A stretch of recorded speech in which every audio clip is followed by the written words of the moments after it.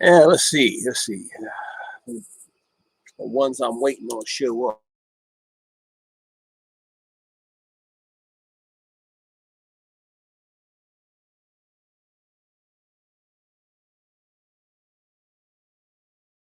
Oh, that ain't a good sign. I'm already freezing up.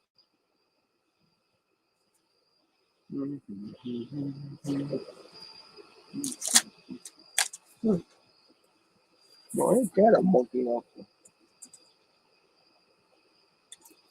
What do I do with that? I think I'm sitting on it. No. Yeah.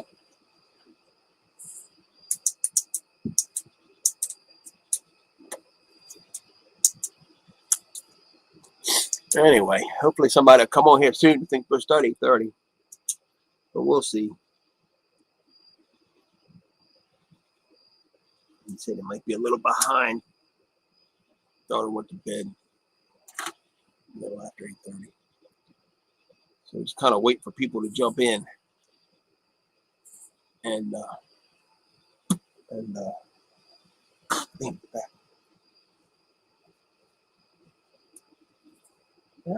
Oh. Hey Eddie. How you doing, bro? How you feeling?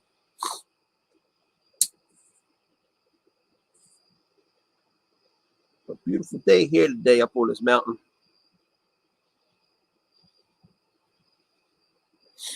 I sent this invite out. Will's supposed to come on. He's had some incidences around his house down in South Carolina. He's going to go in and come on and talk to him. I first have a couple other people join in. That might be able to put our heads together and figure out what's going on. Oh, never mind. He's waving at me. I wasn't even looking down. I was sitting here smoking a cigar. Light my cigar up. What's up, you Peckerwood? What's happening? Beautiful paradise. How's it going? I haven't talked to Jeff. What's he doing? I don't know. I can text him, or you can text him, or whatever. I didn't send him the link because I didn't know he was watching the UFC fighting and stuff, so I didn't bother him tonight. I don't know anything about what sports are happening when, so I couldn't tell you. I just know there's football on Sundays. Yeah. Go Steelers. Yeah. I don't even watch football, so. You got the message. Mikey got the message, but he ain't come on yet.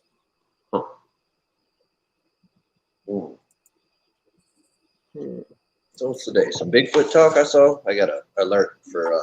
Yeah, that's what we're going to talk about. What you got going on? Oh, okay. Figure out what's going on down there. Yeah. That's something weird, but we're still waiting on people. Yeah, kind of. That way you don't have to. That way you don't have to tell them twice. Right? Yeah.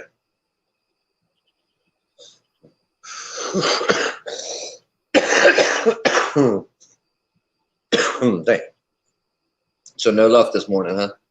Nah, man. I got till December 31st to kill 3. Yeah. I've got bow season that goes all the way through.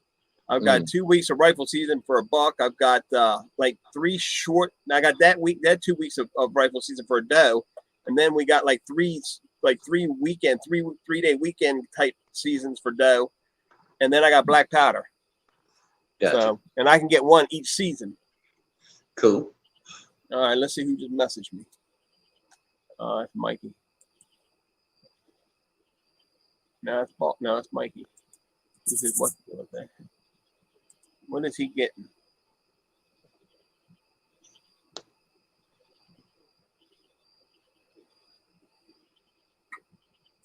I'm getting old. I had to take me a nap before I came on. Tired today. Stayed up too late last night, though. I was pissed off. Still haven't finished fixing my truck, but I was trying to get this one bolt off. So I'm replacing the bearings and shit. And dude, I rounded this bolt off. I can't get I ain't never come across such a stubborn bolt. But so I had my little brother give me a ride out, trying to match the other bolts, or the one, one of the ones I already took out. couldn't find it anywhere. Finally, I broke down. I was like, fuck, I'm going to have to pay somebody, and called this mobile mechanic kind of near me. And he was like, yeah, you're not getting that bolt off. The way everything you've done so far, it's not coming off. Just cut it off. And I was like, okay, but I still need the replacement bolt, like, because I got to put it back together.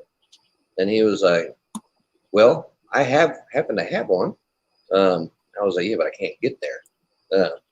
And then I was talking to him a little while ago, and he was like, you know what, man? If you can get those other 2 bolts on there, that'll hold it for you to get here with no problem. Like, you could probably not even put the other one on. I was like, well, I'll get to his place with those 2 bolts. I ain't gonna just not leave it off or not put the other one back in. But yeah, he said it'd be fine to get there. You don't live that far from me. So that's what I'm gonna do first thing in the morning. I done missed 3 days of fucking work over this shit. 3 days of work. Mm-hmm. I'll be getting married first week of the new year. Pray for it to go well. Oh yeah, Eddie, I pray for it to go well. I hope it does work out for you. Good deal. That's one thing I won't have to worry about doing again. I hear you. I don't know if I ever will or not. We'll see. How many times you done it? Just once. Yeah, I'm on my second one. That's it. This is it. I hear you. No more. Yeah, been married once. We were together 10 years, got married, didn't last 2 more. I sent him back a message and he hadn't looked at it, so I don't know what he's doing. He may not show up at all. He got a message. He tried to get on. It says the message he got was the browser has blocked your mic and camera. To join broadcast, edit your browser settings to allow StreamYard to access your mic and camera, then refresh the page. Well, that ain't hard to figure out. Yeah.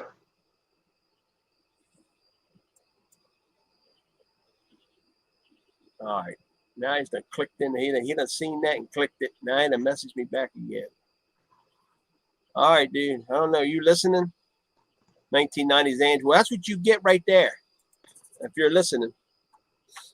That's exactly what you get. See what happens when you try to give a hillbilly directions? And he ain't even hillbilly. He's from Dundalk. But he knows his Bigfoot shit. That's the good thing. Yeah. Number 4, Eddie, you done lost your mind.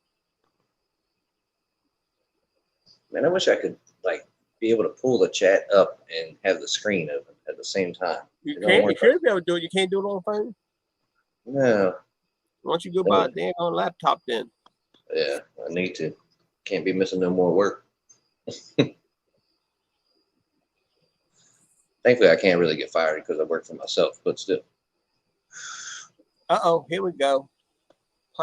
Device not connected, so I can't add them until he does the. Oh, come on, man.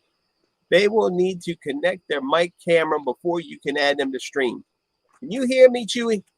I can't hear you, but you gotta get the you gotta turn your mic and camera on. You might have just to click on a button or something right there. Click on the stop cam button or something, or the cam button. See if that does anything. I don't even know if he can hear me. I do like StreamYard a lot better than I like that old-fashioned, what was that thing called back in the day? It was a green app, a green-colored app. I don't even know. I can't remember. Hangouts. Oh, yeah. I never tried that. My plate. Yeah. Got my water fixed finally. Oh, yeah? Oh, yeah. That's good. Finally. I think I've had more showers in the last 3 days than I've had in the last 3 months. Damn. Yeah. It's crazy how much you don't realize how I don't know, you don't appreciate stuff till you lose it sometimes, you know? Shoo, if you're there, try looking there at your settings or something. It should say camera or mic or something. Try clicking on them. It won't let me add you until you click on them. No, I don't want to ban them from studio. I can't do anything from here. I'm trying to click it. You won't let me bring them on.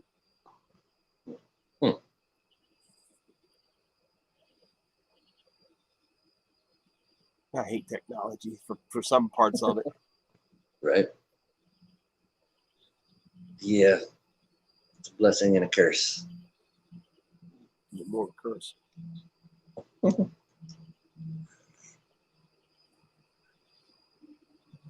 Uh-oh. Let's see. This one we have been seeing each other off, going off, I guess, 30 years. Uh-huh. So he knows her. I'm not going to read how much he knows her, but he knows her. That's good. That? Eddie Gosling. No. Good guy. I met him through YouTube. He's a real nice guy. I think he's in Georgia. My mind's gone, man. I tell you. Comes with age. You ain't got to tell me. One more week. Yeah. One more week, and I'm just right down the top, and it starts going. Yep. Yep. We're about halfway there, ain't we? The guy down at the gun shop yesterday thought I was 40. Damn. I was like, heck yeah. That's all right then. Yeah, if I shave all this gray off, definitely makes me look much younger. But yeah, he's in Georgia, Conyers, Georgia. Gray. What's gray? I ain't got to worry about that. I'm blessed with that, man. Yeah, you got lucky on that one. It don't really bother me, though, honestly. But, you know, I ain't out here to impress nobody.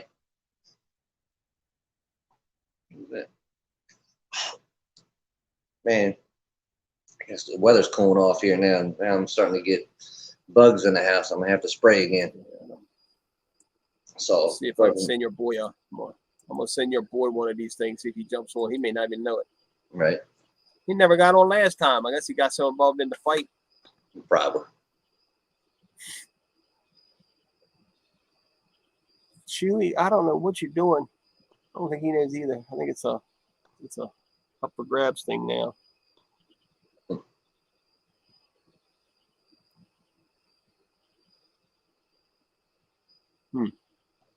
I don't even know if he can hear me. I have to send him a message or something.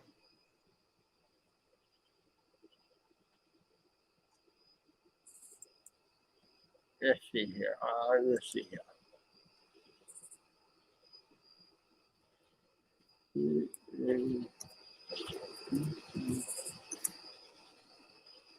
He said he can see and hear me. Well, go into your settings there and see if you can figure out how to turn that mic and camera on. Oh, shit. Something. Yeah, just see if you can figure out how to turn your camera. Your mic. It should be right there in that. Here's a Baldy. Hey, Shaky. How you doing, brother? How you Doing good. Doing good. I'm over here at my at the ranch over here and eyeballing some stuff. So I call this my Bigfoot heaven here. Uh-oh. Yeah. I don't know. Wait. The way Will's been talking, he's got some heaven going on where he's at too. Yeah. Oh, hell yeah. Definitely something going on. Yeah. I don't know what it is. No. Tell me about it if you don't mind. Yeah, I don't mind. Go ahead. So it was a few nights ago. I was outside, and it's all woods around my house, and woods and swamp, and they go on forever till you hit the ocean. I live on an island, but yeah, I was outside, and I don't even know what time of night it was now, but I was just sitting on my stoop smoking a cigarette, and it sounded like it came right from my backyard, but I heard like the deepest, loudest growl I ever heard. Started off like real low and then got up to almost like a human pitch or something, I guess. Wow. But I mean, like I could feel it. And I've been face to face with bears twice in my life, and they were pissed off at me and growled at me. And it was something deeper and louder than that. And so I jumped up and, I looked around the corner. I didn't see nothing. Ran in the house, asked my daughter, because, her room's on that side of the house, and asked her, was she doing something in her room that would have made that noise or whatever? And she was like, no, I didn't even hear anything. She had her headphones on, playing on her computer. And I was like, all right, get in the living room for a minute. And I went and grabbed my gun, went back outside, and was looking around and, turned my headlights on. I don't have any lights out back. Turned my headlights on, trying to look in the woods, and didn't see anything, and turned them back off, and I was staying out there for a while. And, granted, like I said, I've never heard that growl. I didn't know we had anything around here that could make that growl.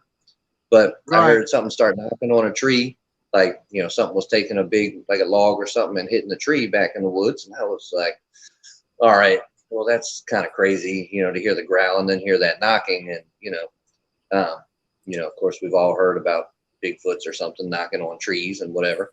And that wasn't my first thought. But then when I heard the knocking, I'm like, maybe.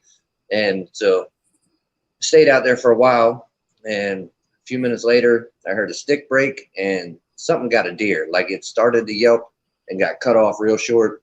And then I heard a couple footsteps, like on some dry leaves. And that was the end of that.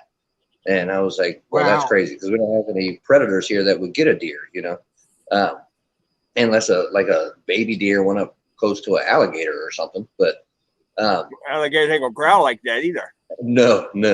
And then, so, that was the end of that night.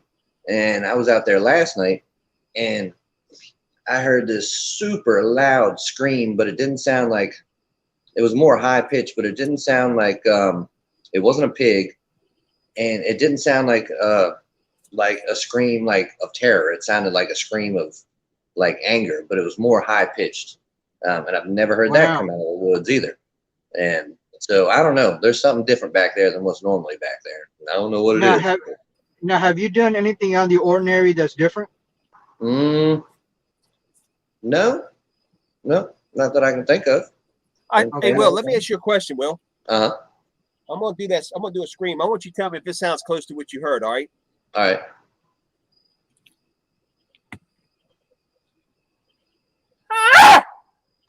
No.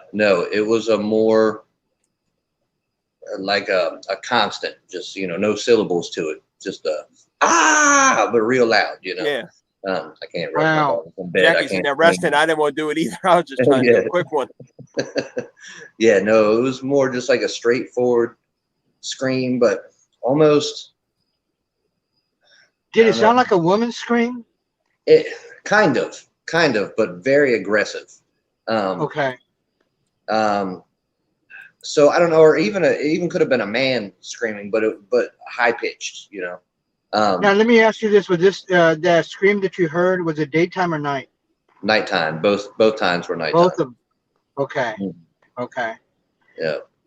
Wow. Because this certain older lady, she stays by herself in this ranch house. Uh-huh. And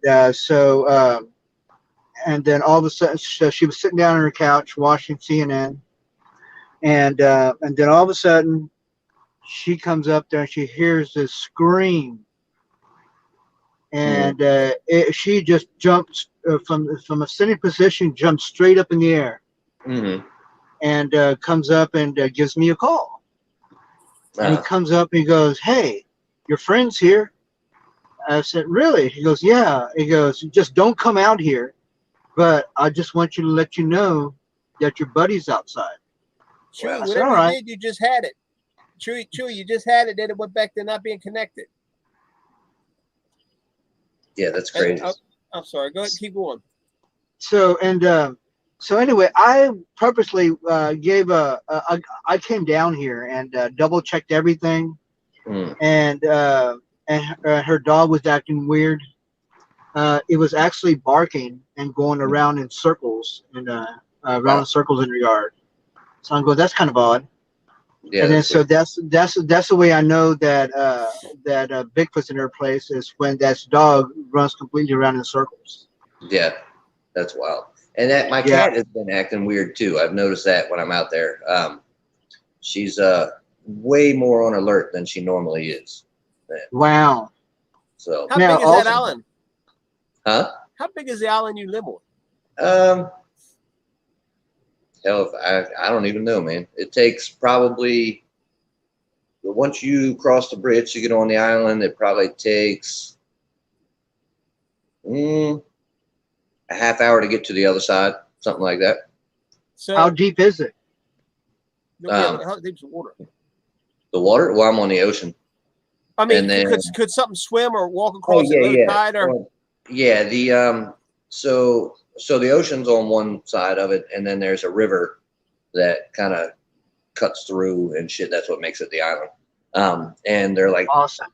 we have like they're called tidal creeks and stuff. So we have like the tides from the ocean affect the rivers also, because they're connected in certain areas and shit.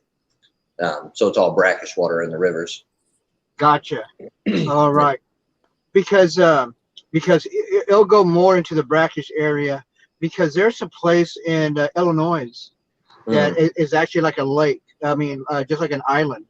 And my cousin lived there, and so he went to an area where basically nobody goes to, and he liked fishing, and he comes up there, and he was looking around the perimeter of this area, but mind you, the island was I mean, it was, I would say, from one part to the land to the island was maybe pretty close to maybe like around 40 to 50 yards. Okay. And in the bank area, he actually found a Bigfoot footprint on that side of the bank, where you could actually tell that he actually crossed that water. Gotcha. Wow. Yeah. Yeah. There's it can definitely be swam across, because we also have wild pigs out here, and there's tons of them on the mainland, but we have them out here on the island too. And the only way out here is across the water or across the bridge. Yeah. Wow. Hey, Paulie. Yes. Danny in the chat says, my wife said Baltimore looks like the guy from Walker, Texas Ranger, Sam Coyote. Well, Danny, that's where Baltimore's at. He's in Texas, and so you don't know. He may be hiding something from us, not telling us. He might be on the cover. Now, I got something for you. And if you ever watched that movie, Texas Ranger, with Chuck Norris in it, the old Indian that plays in the movie. Yeah. He was actually, I was actually a head dancer, and he was actually the arena director there at a powwow. So yeah, I know this man well. He's a wonderful man. And for you, for the ones watching or that are going to watch it, don't know, Baltimore is Native American. He's Apache Indian. I gotta get Steve. Remember, I was telling you the bugs are starting to come in because it's cooling down. Have y'all ever seen a palmetto bug? You know what those are? It look like a big cockroach. It's a giant goddamn cockroach is basically what it is. and they can get through. They're so huge, but they can like get through the skinniest stuff. And yeah, they get flat.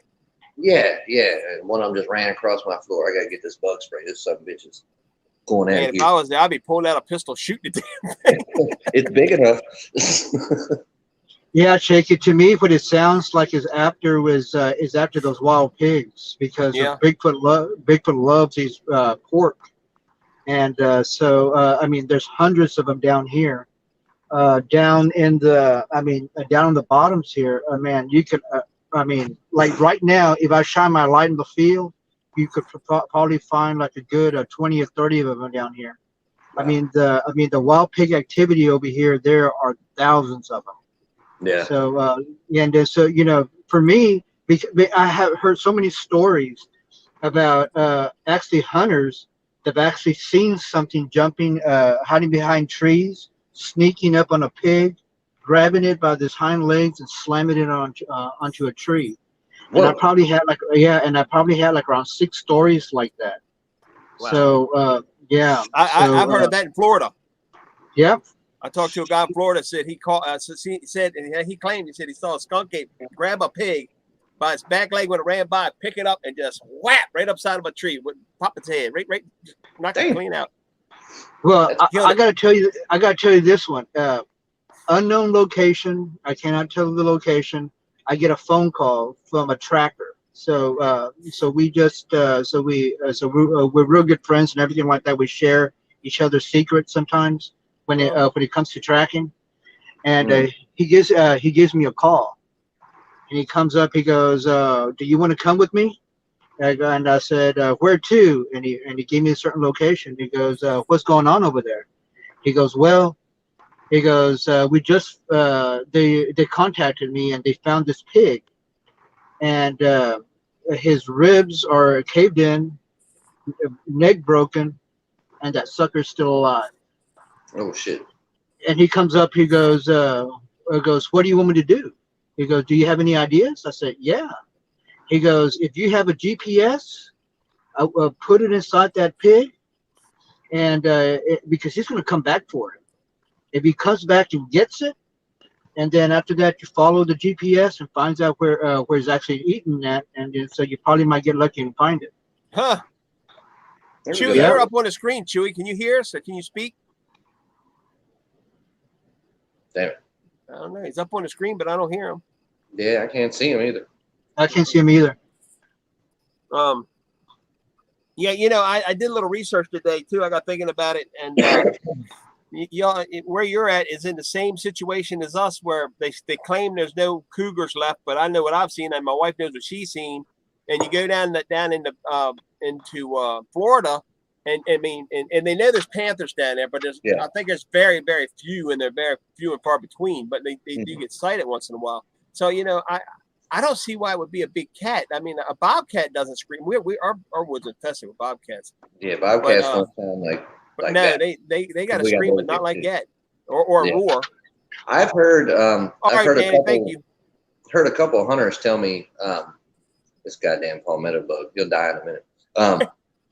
There's a couple of hunters tell me they've seen panthers out here, so I guess that's a possibility. I've never heard, like in real life, other than maybe at the zoo or something, but heard a big cat like growl real loud. So I guess that's possible, but I don't know what the knocking on the tree and stuff would be though.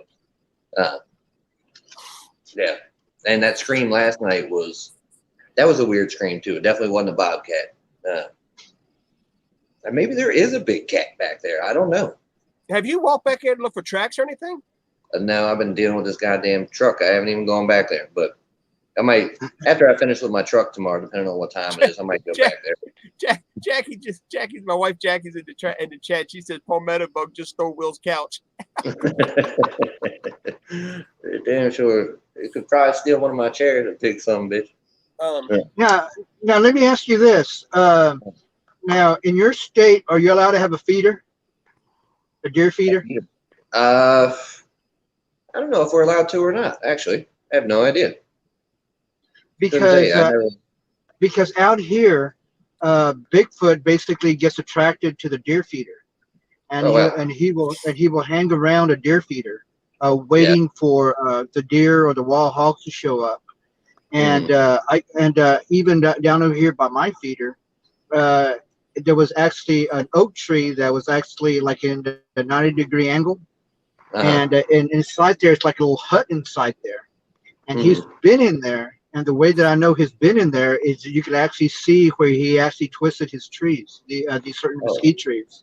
So that's the way that I know that he's there. And the thing is also, I got to tell you a story.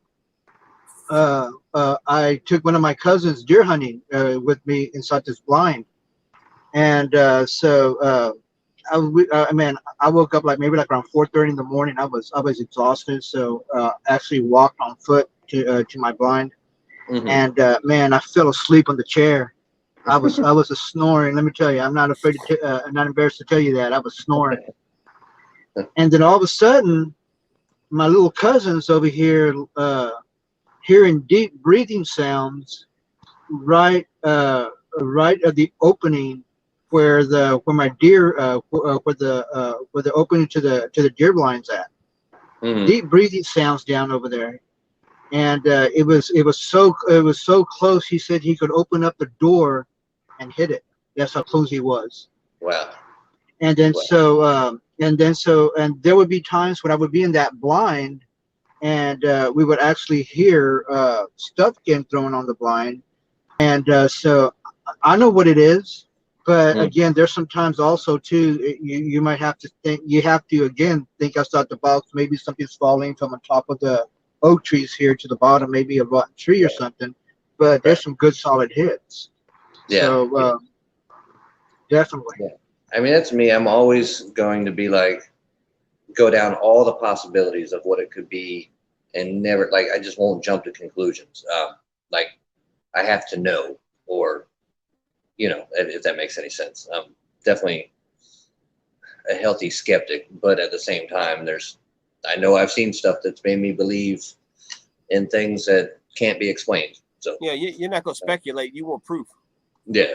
I'll tell you what No. you do. Baltimore gave me an idea. Go to Tractor Supply and get some horse treats. Okay. All right, they're not expensive. Yeah. Put them at the base of a tree, about on the edge of the woods where you heard that noise. Okay. Okay, and if something gets them, move them up higher and move them up higher. If you got them things 8 feet off the ground and something's getting them, Yeah. that's not a deer. Right. Yeah. Yeah, that's a good idea. Now, have you talked to your neighbors or anything like that around there? They had any experiences? So I really, really stick to myself. I have one neighbor that, I mean, there's a few houses that I could walk to, but I have one like direct neighbor, and he's not originally from here. His family is, but I asked him, had he heard anything the other night? And he was like, no, I guess I was asleep, and started telling him about it. And he kind of looked nervous and was like, all right, man, I got to go in the house. So it was an odd move for him. I don't know what that was about. How long has he lived there? He's lived here. Well, he moved into that house after I moved in here. So I've only been in this house a little over a year. Wow. So he didn't grow up around here, but he came here. Like, he's from Atlanta, I think Atlanta or somewhere in Georgia. Wow. But yeah, this is all, I don't know if you guys know anything about this, because I didn't know what the hell this was till I moved here. I kept trying to figure out which islands all these people were from. I was like, they're somewhere from the Caribbean or something. Couldn't figure it out. And they're actually, they're called Gullah, and they're the ancestors of the slaves that just got left behind when slavery was outlawed. And the white people just said, well, there's nothing for us here anymore, and took off. And so that accent is actually an African accent. And there's like a whole culture to it. And yeah, there's some interesting people, but like I said, I stick to myself so much, but there is people that I know that I could ask about it. Wow. Yeah. What I did was I actually talked to I talked to a lot of the old timers, Mm-hmm. and they would come up there and they would tell me stories of stuff when they when they were teenagers. Mm-hmm. And so what I did was I actually did a timeline. This happened this certain year. I have a timeline all the way from 1924 up to now. And and I know like here in the place I live at, and I know more or less, because the thing is, again, it starts getting real active during dove season. Uh-huh. And then people start feeding deer like August, a light feed in August. Mm-hmm. And then the stories that I have had so many stories, and some unbelievable stories that even stories, sometimes they would call it the devil, el diablo, and sometimes they would go to that a long time ago people had outhouses. Uh-huh. And so they would be so terrified of going to the outhouse because the diablo might be close by. Oh, wow. And they have been encounters where the stories have actually, where they would go to the outhouse and hear a slam right behind their door. Oh, right behind So now, Will, where you live at down North Carolina and South Carolina, down into where you live at, they call Bigfoot wood boogers. They call it what? Wood boogers. Wood boogers. Like so the boogeyman. boogeyman. Uh-huh. And they live in the woods. I've heard them called something else here, and I can't remember what it was. It was a swamp something, and I was trying to look it up. Like a swamp bait. Yeah, that's it. So there's that, and then I was trying to look that up because I couldn't remember what it was called, and I kept coming across some story about some lizard man that some local myth about lizard man that lives out in these woods. And the young man that had the first run, and he's passed away now, but his account was to the day he died. He swore that thing was real. That's the one that got his car messed up. Yeah, no, he had. I don't know if he had broke down or something, and he saw that thing coming, and he jumped back, got his car going, and took off. Yeah. Yeah, that was. That the one that he actually got the bullwhip and hit it with a. No, I can't. I think this young fella. This was a young African American fella, and he was like the first one to ever see it. And then after he saw it, several other people started seeing it. Right. But he has passed away since, and it to the day he died, he swore that thing was real. Yeah. So the one that I read, if it must be the same one, but you come across different versions of these stories sometimes. And the one that I read said that it actually jumped on his car, and he slammed on the brakes, and it fell off. And then that might have been it. That might be the same one. That might be the same one. Yeah. Now they had a little story about that, and he had that story on it. And then there was another one where a guy actually went camping in the woods, and he actually encountered it. And so he actually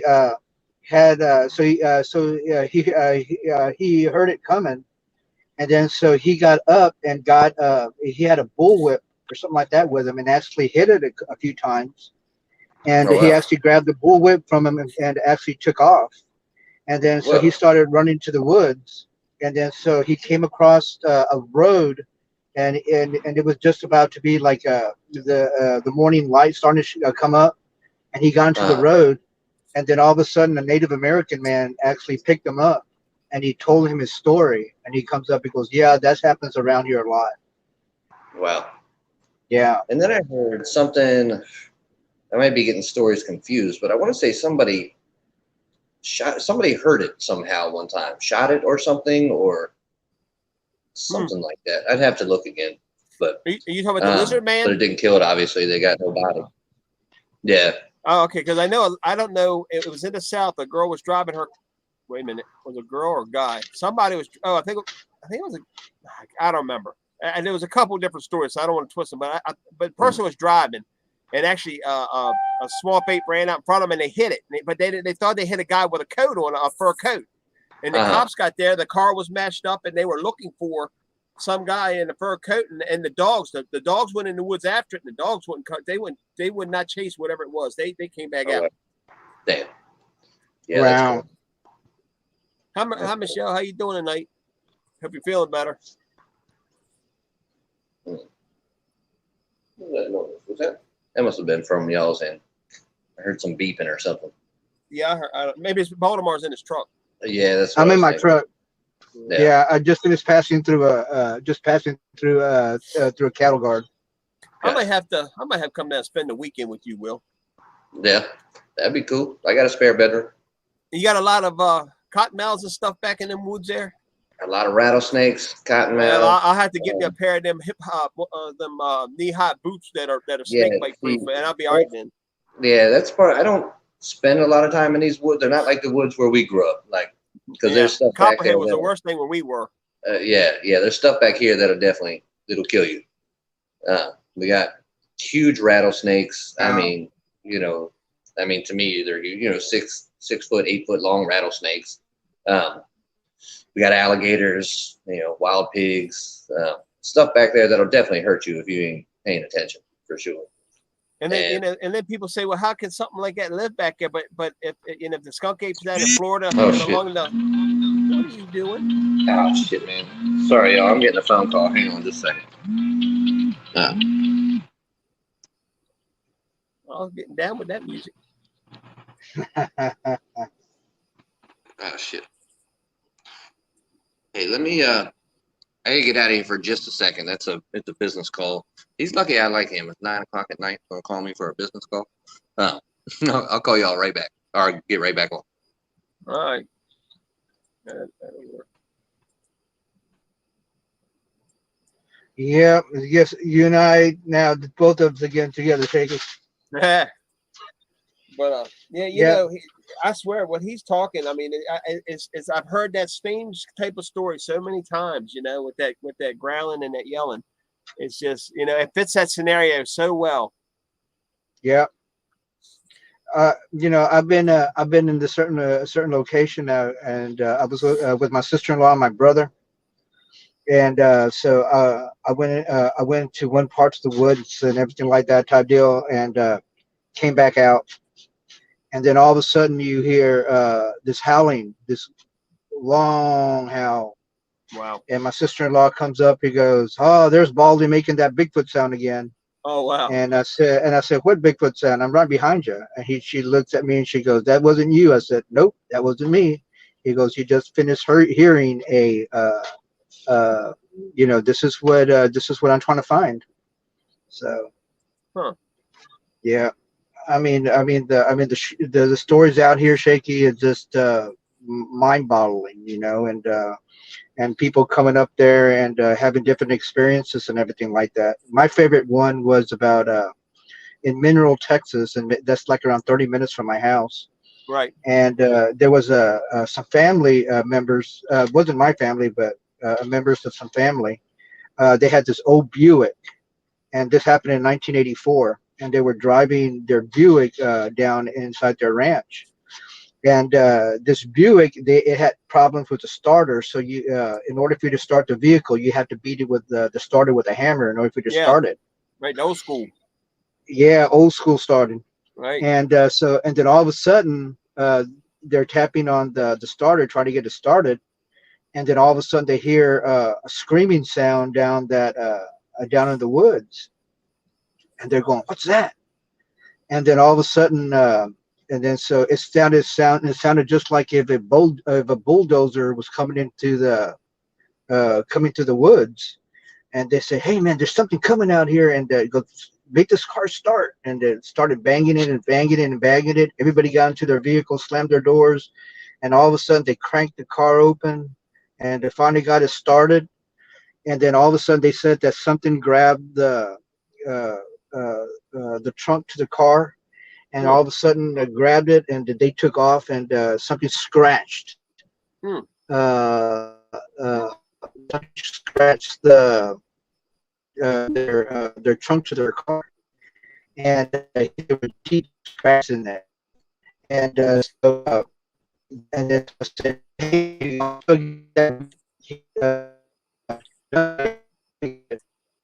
he goes to this my relative that story." And y'all basically out here. They exactly we were looking. So they were saying, I don't know if that's me or you what pixelating. happened to us. I don't know if it's me or not. Oh, now you're there. Yeah, now you're there. I could hear you then. Something was pixelating.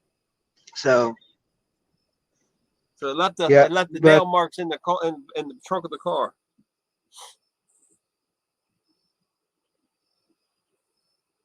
Well, heck, now I lost Baltimore, but look at this stuff. Can you believe this? I look like Darkman. I lost Baltimore, and then you finally make it back. Let me tell you something. I don't know what you told me to do. I don't know why I'm getting all these messages from all this. I don't know what you got on your phone, and don't blame that on me. This is StreamYard. This is legit. I ain't got nothing to do with what you're getting into. I need a light in the front. It's only us two in here. What's going on? Well, Will be right back. He had to take a phone call. And Baldy, I think, lost signal there for a minute. What's up, Baldy? Look at Hey, how you doing? You remember Chewy Baldy? Long time no see. He can't see. He can't see that big ugly dump. There you go. I gotta turn the damn stand over here. I don't have a light over here by the door. Steve's got the setup out on the porch. I got to go this way. Nice and cool out here. Oh, They wow. feel good. Yeah, well, I can go out the breezeway. I got more light out there though. Could you hear Will telling his story? No, because I had to keep leaving the stream to go out and find this more light out here. You know what the messed up thing is? Chewy 5 miles from me right now. Here we are. I know I should have just came up and sat on your porch. We did that before. Yeah. Let me get a chair and put it over here. So I can hear what's going on.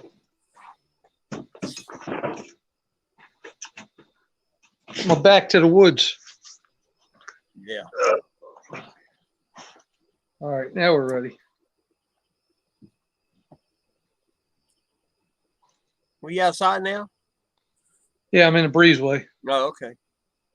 I feel like I was just there not long ago. You were. Oh, man. Baldy, you dove hunting anymore? Uh-oh, I can't hear Baldy. Baldy pixelated on me. Looks like my picture's pixelating.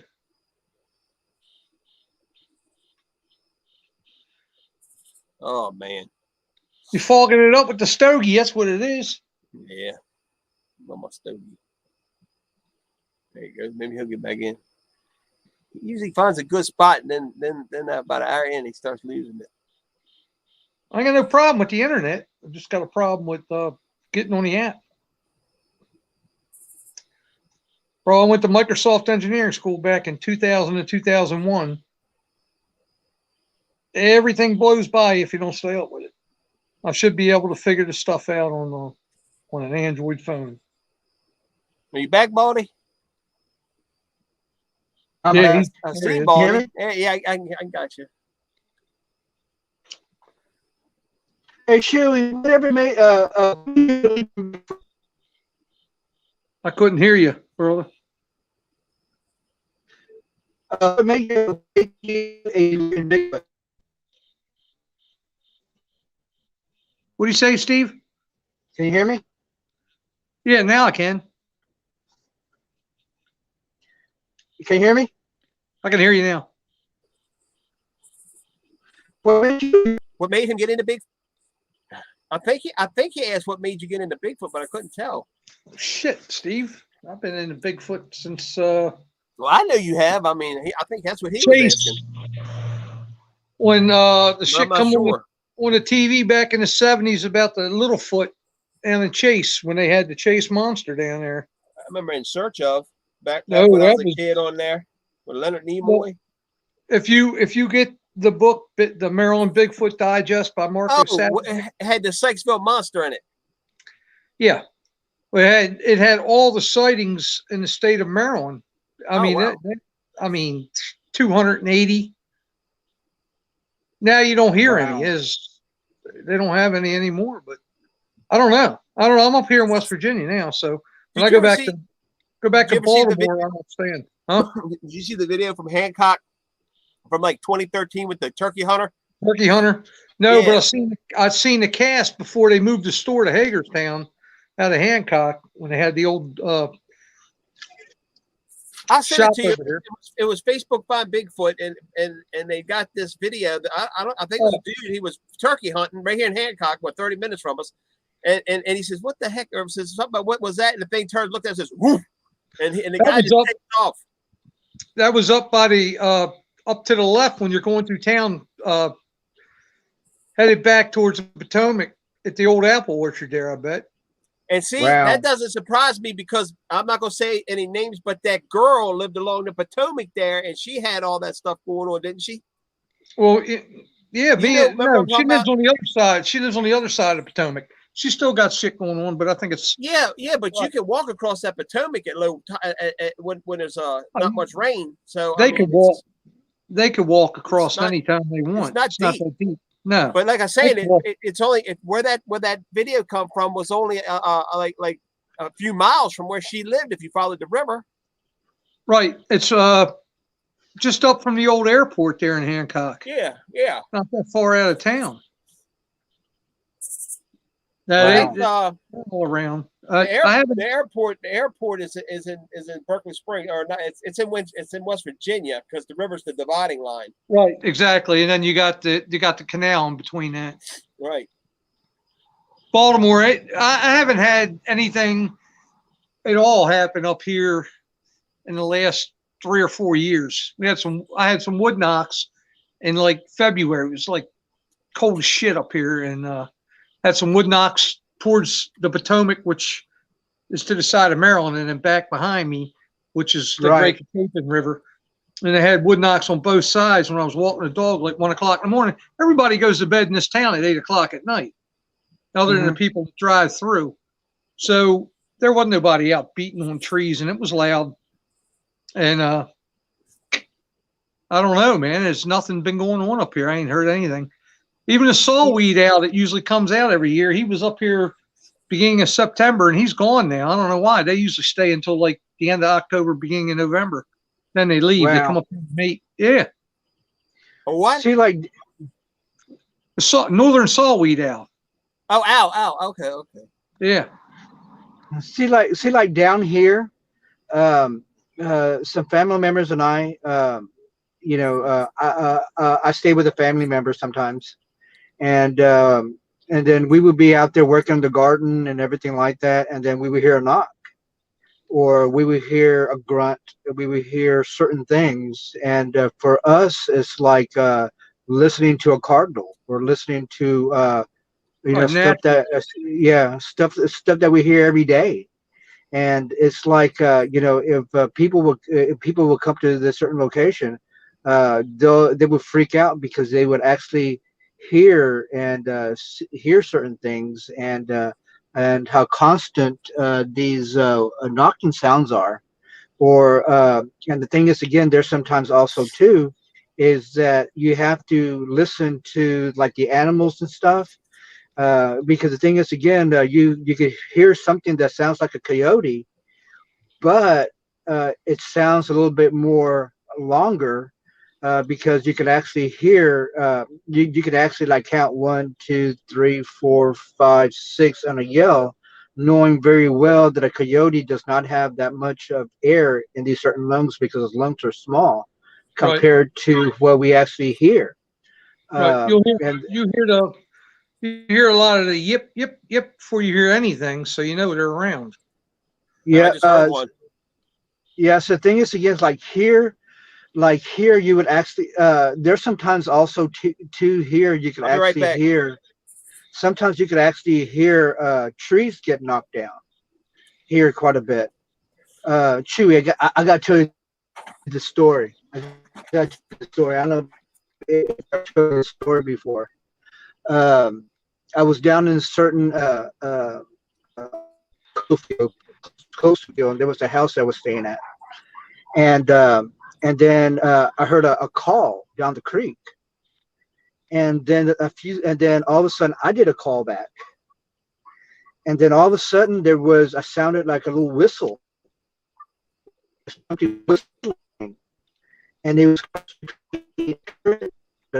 and that's the way that I could describe it. And that little whistle sound started coming towards me into this coastal field, and mind you, this was dark. And then sure enough, and then so I stopped making my calls, because the whistling sound was getting closer and closer and closer. And the very first thing that came to my mind was, that's a baby Bigfoot, a small Bigfoot, and he thinks I'm his mom. Right. And then so anyway, I stopped. And man, I could have got my flashlight, or I couldn't have got my camera, and took an awesome shot because it was real close. I could actually hear it real close, but I didn't want to do anything, because I didn't know where the parents were at or anything like that with this little thing. And then all of a sudden, there was a call down that creek again, and that little whatever it was heard it, and then you could actually hear the little whistling sound going deeper into the woods. You could actually hear this whistling sound, and then all of a sudden, I guess he found what he was looking for, and then the whistling sound stopped. It probably lasted for maybe like around 6 to 7 minutes. So, But you were drawn to you, though. Huh? You were drawing them What was to that? you. Yeah, You were drawing them but to you. yeah, exactly. So yeah, he was coming That's towards crazy though. me thinking I was a parent. But the thing is, again, there's some too that you have to be certain things. Whatever this thing was, and then again, if I would encounter the parent, then I would definitely be Oh in yeah, trouble or in a very dangerous situation. Yeah, exactly. yeah. Now here there's actually a small one that stands like around like 5 feet tall that actually been looking into people's windows. And I already had 3 stories about that within a month. And then on top of that, we started having missing dogs here. So around the community. So every time when I hear missing dogs in the side of the community, then I know that there is a Bigfoot close by. And we had the lady down the street here. Hey, Shake, Roger's girlfriend had a bunch of cats, and they were straight. Every one all over the neighborhood. Yeah, I remember that. You'd hit one once in a while. I wouldn't hit them. Well, no, they'd be all over the road. I mean, you'd be going down the road and at night coming home or something, you'd have 5 cats running across the road in front of you. Right. But the thing was something, and it might have been, it's either a fox or coyotes were snatching them up. And they stopped. They used to save cats. So she'd have them all down there. And you would hear all kinds of crazy noises. And I'm like, I don't know, it might, fox make crazy noises, but it's not deep, the bass, the guttural noises that you normally hear if you're out somewhere like I've heard before. Or, because you can tell the difference. It's plain and simple. Yeah, and, I know. I just, like I said, I just heard a coyote yap down here just a little bit ago. That's why we got this. Haven't even see the sad thing is I haven't even heard. Hey, I haven't even heard any coyotes lately. That's the sad part. Wow.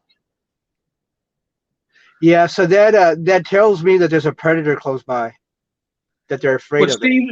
Steve's gun or Hey, Baldy, I'm coming to Texas to go hog hunting, bro. I froze. I'm ready. Wait, you want to go hog hunting? Oh, wait a minute. Homeboy finally come back. One we wanted to talk to about this whole incident, and I finally got Chewy on here. See, now you got 2 of the world's best researchers on here right now live to talk to you about Bigfoot. Yeah. That was this guy that I partner up with from for work sometimes said, hey man, I can't get to it. You want to do 52 hotel rooms, bathrooms? And I was like, maybe, tell me some details. And he was like, well, first off, the catch is it's in North Carolina, so you'd have to go to North Carolina and they'll offer you free lodging. And I'm like, there you go. I don't know, but you got your daughter to take care of, man. You got to do, Yeah, it makes that kind of hard. I could have my brother come stay here, with her, but he don't live that far away from me. But but I don't know. Maybe I kind of steer away from most commercial stuff. It's not for me. I usually do more high-end residential stuff. Well, I'll tell you this. When I did tile work, I hated residential, and I'll tell you why. The son of bitches never wanted to pay you. Yeah, there is. You definitely have to. You got to wait 30 days for your money. 30 days later. Where's the money? Oh, I'll check. 2 weeks later, where's the money? And finally, within 60 days, you get your money if you're lucky. Yeah, see, I don't deal with any of that. And I'm very, I've gotten very good at reading the contractor's personalities and knowing whether or not I want to take the job. But yeah, I require either a third or half up front, and or usually a third up front and then a third halfway through and a third the day that I finish. So be there waiting with a check because I'm finishing today. Now, Will, you're going to hate me, buddy. Yeah, what's up? He's drinking a beer. But it's not like you've never hated me before. So, I mean, we grew up together. So it's not going to matter. Right. I finally got Chewy on here. Explain to Chewy what happened the last 2 nights or whatever. Okay. Where's he at? Calvert County? No, he's from Calvert. He's in Florida. He's in South Carolina. South Carolina. Yeah. Oh, okay. Yeah. That's what you were telling me about earlier. Yeah, I'm not too far out of Charleston. Yeah, I live out on this island. I live in the country for sure, like way out in the woods.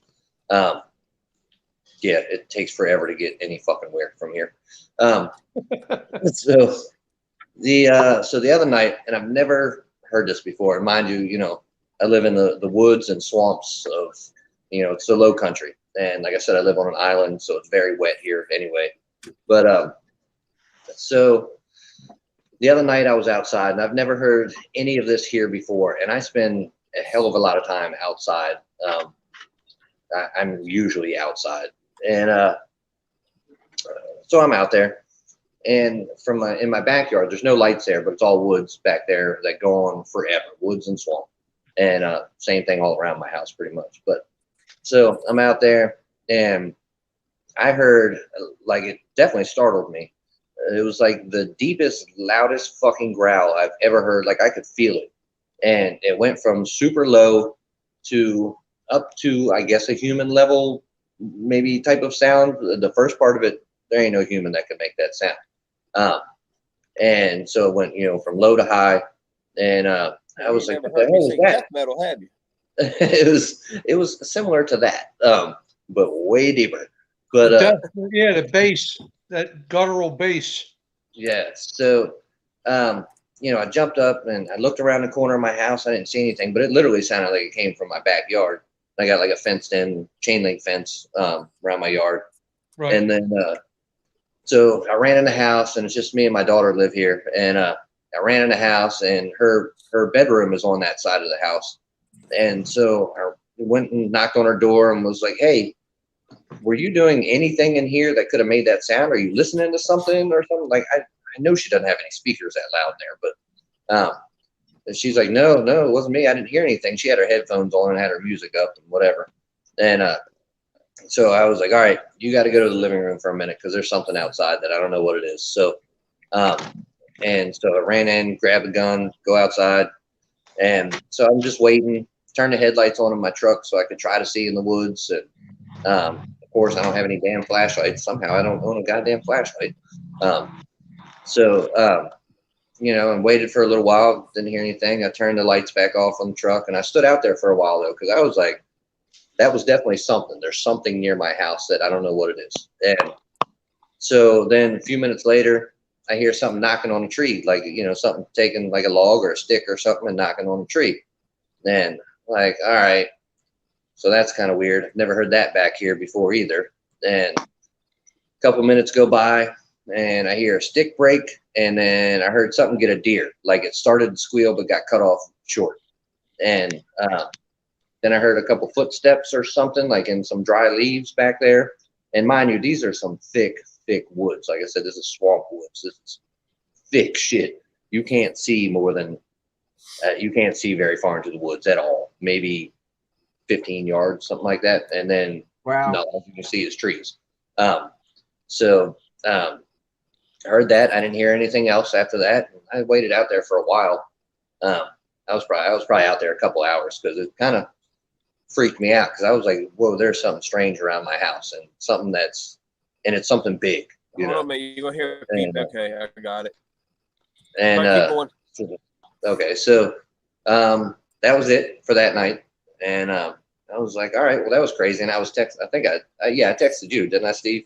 When it was happening. Yeah. And so I didn't hear anything else that night. Finally, I came in and went to bed eventually. So last night I was standing out there, and I heard this scream come out of the woods, but it was a higher pitched scream. But it was an aggressive scream, not like a scream of someone being scared. It was like something being pissed off. It was high pitched, really goddamn loud, and I don't know what that was either. I've never heard that in these woods before either. Now, how long you been down there? I've been here. Well, I've been in the general area in a 15-mile radius. Well, I don't want to say radius because one side of me is the ocean, but I've lived in the woods, the deep woods of South Carolina for about it's either 7 or 8 years now. I can't remember which. It must be 7 because my daughter's 13 now and she was 6 when I moved here. So And that location that you're at now. So the specific house where I live now has been a little over a year, like a year and 3 months or something like that. No, Now let me ask you. Go ahead, Baltimore. Go ahead. Now, do you have any sheds or anything like that around there that's opened? No. No sheds. It's just that house. Yep, just my house. Now I do have a neighbor. One like direct neighbor. I'm trying to think I don't remember if he's got a shed or not over there. He just moved in there not that long ago. I don't think he might have a shed over there, maybe. Because if you have a shed or a barn in there, it loves going in there. Oh, and yeah. Especially if you have hay in there, it's an excellent thing to nest. Yes. Oh yeah, Yeah. So that's the only reason why I'm saying. Mm-hmm. Because it seems like that they went to your area just to now let me ask you this: those two sounds that you actually heard, let's say for example, could one been a male and another one been a female? I don't know because they were two distinctly different tones and sounds. Like they had a different feeling to them, as in emotion. One of them, the second one sounded like the higher pitched one. That sounded like it sounded angry. The other one sounded more like I'm here, motherfucker, like that kind of tone, you know. So, and that's just what I gathered from it. Of course, I'm putting a human brain on an animal that doesn't think like a human, but that's what I felt like they sounded like. Because that's the problem. Well, we don't know. We really don't know what they think. We don't know what they were capable of. I know we know they're highly intelligent and they have a hell of an instinct. You know? And so, but how far does that go? We don't know. Right. And the only thing I can think, it's cool. I know that I've had 2 or 3 hunters tell me that in the woods, not out here on the island, but in the other woods where I've lived, which are really not far from here. There's like 3 or 4 towns that are all kind of together. I don't even know why they call them different towns, but and there's nothing in any of those towns, so I don't even know why they're called towns. But I've had a couple people tell me that they've seen panthers in the woods. And so I started thinking, you know, it's the only thing I could attribute it to is maybe a big cat, but I don't even think a big cat could be that goddamn loud, but maybe so. Yeah, I don't know. I don't know. I've never heard it here before, though. I know that. Yeah, the only reason why I was saying about pairs is because I had his eyewitness. I got to tell you the story about this, and so when I started doing the articles down here and the news down here about Bigfoot, and this certain man actually saw it, and he basically said that I was full of shit. That you know, that I didn't encounter anything. That I must have been stoned or high, you know, or drunk. So so anyway, so like around 6 months later, he goes into his ranch. And so he sees like a ball. Hey, Baldy, let me hold up real quick, Baldy. The real Cynthia put on here, where is Brian Landry? Well, I'm going to tell you where Brian Landry is. He is in the Appalachian Trail somewhere in Georgia. That's where he's at. Okay, Baldy, go ahead. And then so he saw this, so he saw like a big old ball by his black ball by his gate. And then, mind you, he has some binoculars right on his chest. And then all of a sudden, the ball split, and lo and behold, there was actually 2 Bigfoots. One was smaller, and the other one was bigger. Well, and then so the big one actually had like a white like patch, right in his chest area. Okay. And he was saying that this thing was going so fast that he couldn't have, even though he had his binoculars with him by his chest, if it was going so fast that he couldn't pick him up and look at him, because they were going so fast. Wow. And the thing is, again, is that even in the same location, a few weeks prior, they actually heard it screaming and yelling down there, and Wow. basically being they wanted to know, made them aware that he was there, and for them, they wanted them to leave.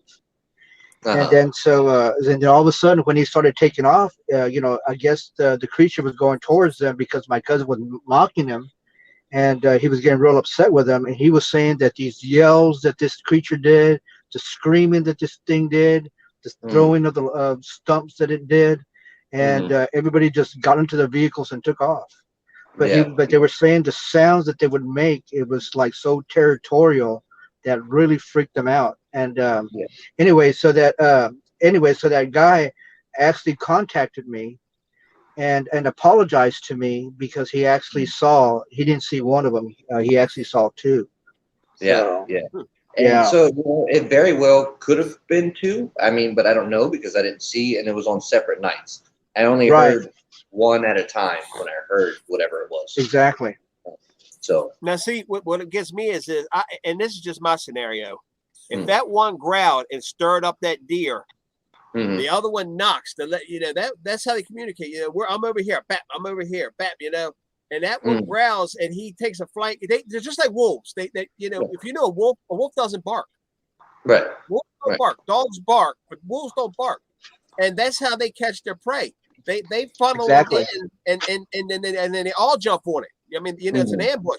And it's my theory, but I think the Bigfoot, the Sasquatch are the same way. I think that they will come from separate ways, different ways, and funnel it in where a couple of them will be waiting, or one will be waiting, and when the deer runs by, they'll grab it by the leg, break its leg, just like that. Yep, exactly. Well, I was going to say, Baltimore, you got 3 different kinds down there. I've heard stories of the orangutan, like that live in the Everglades, all the way on the other side. I guess they go across into Louisiana and towards you. Then you got the chimpanzee-looking ones. And then you have the bigger ones that are in northern, that go up into the Kiamichi Mountains up in Oklahoma.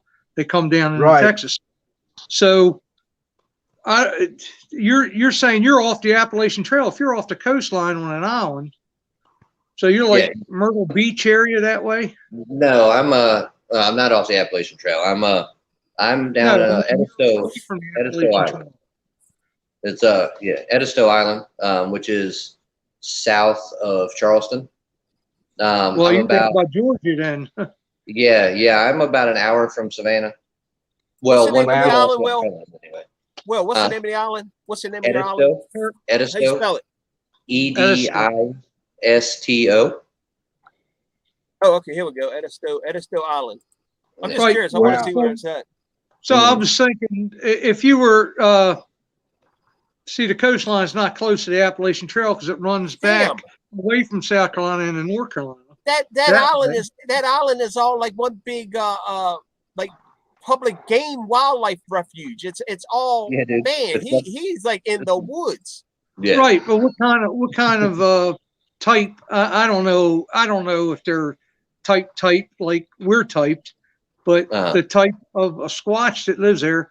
Something ran across in front of me coming up 95 through North Carolina one time. Okay. Just out of South Carolina, just past the what's that called down there? The South Carolina border. South of the border. South of the border. Yeah. Yep. And I thought it was a bear. And I've been all over Canada, everywhere, and I've never seen a bear in a wild. This was probably the closest thing I've seen a wolf up above Gatlinburg, Tennessee. Have you ever seen a bear up here? Smokies. No, I haven't seen a bear up here. I've had all kinds of people tell me they come through my yard and everything. I ain't never seen one.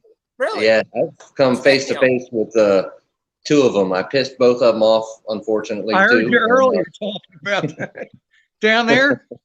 Down there? No, that was in both of them were in Virginia, hiking in the park, Shenandoah Park. One of them, I was with a buddy of mine who had moved away from Calvert County. He was living in the city and he had gone away to college and stuff, and came and he was like, I was like, hey man, you want to go hiking with me? I want to check out this trail that I haven't been through the whole thing before. I've only been on part of it. And he was like, yeah, man, I'd love to get back out in the woods. It's been forever. You know, we start walking down this trail and there's some rustling in the bushes up ahead. And he was like, oh man, you think it's a deer? I feel like I haven't seen a deer in years. And I was like, I don't know. I guess we'll find out. And we go walking up and I'm like, oh man, it's 2 baby bear. And I was like, that's so cool. And then I was like, oh, wait. So the mother comes out. Yeah, and I turned around and I'm standing right in between her and her cubs.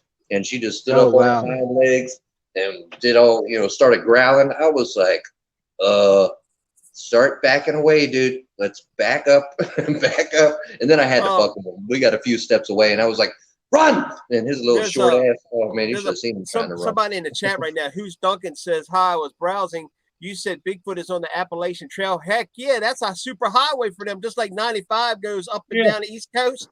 That Appalachian Trail is a highway for Bigfoot. They can travel from Maine all the way down to Georgia where it ends.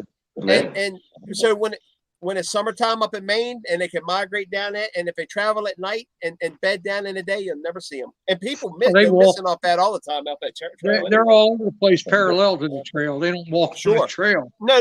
What I'm saying is that's their map. That's what they follow. They follow along that trail because people leave the trash along and everything else. They're everywhere, Steve. They're everywhere. I was told that there's a site in Anne Arundel County that I was going to, and they were there. They were there. They had a sighting at the mall when they built the mall up there at the Arundel Mills Mall. Yeah, Arundel Mills Mall. Yeah, my buddy that I went to school with, went to high school with, he was working down at Anne Arundel County Police, and he was partners with the one guy who was doing an off-duty job down there, and then he removed him from the force. When I was working at Cancun Cantina, they removed him from the force because he reported that. Thanks. So, yeah, well, you know, it is what it is because they don't care. They don't want it to come out. I don't know why. I mean, people know all about it. They're everywhere. It's not like they're concentrated on mountain ranges. They're everywhere. Hey, They're definitely. I asked you a long time ago. You got 3 different kinds down there. What kind do you have around you? Around me? Yeah. Well, I'll tell you what. Mine that I saw was I saw it on the side view, and then right up here around his eyes, he didn't have no hair, and everything was solid black on him. And see, so I believe there's 5. That's mine. I believe there's 5, and I'll tell you why I believe this. I believe there's the patty that's the typical one from the Northwest, Pacific Northwest. There's the a little bit smaller looking chimpanzee round-headed ones. Then there's the ones like up, like, and I get a lot of reports from like up in Maine and down in the Connecticut, New Hampshire. They kind of look like Neanderthal from up there. They got more of a human type look to them and look like an old man with a beard type thing. The skunk ape, which I guess would be the orangutan kind of looking thing, like you saw the Sarasota picture.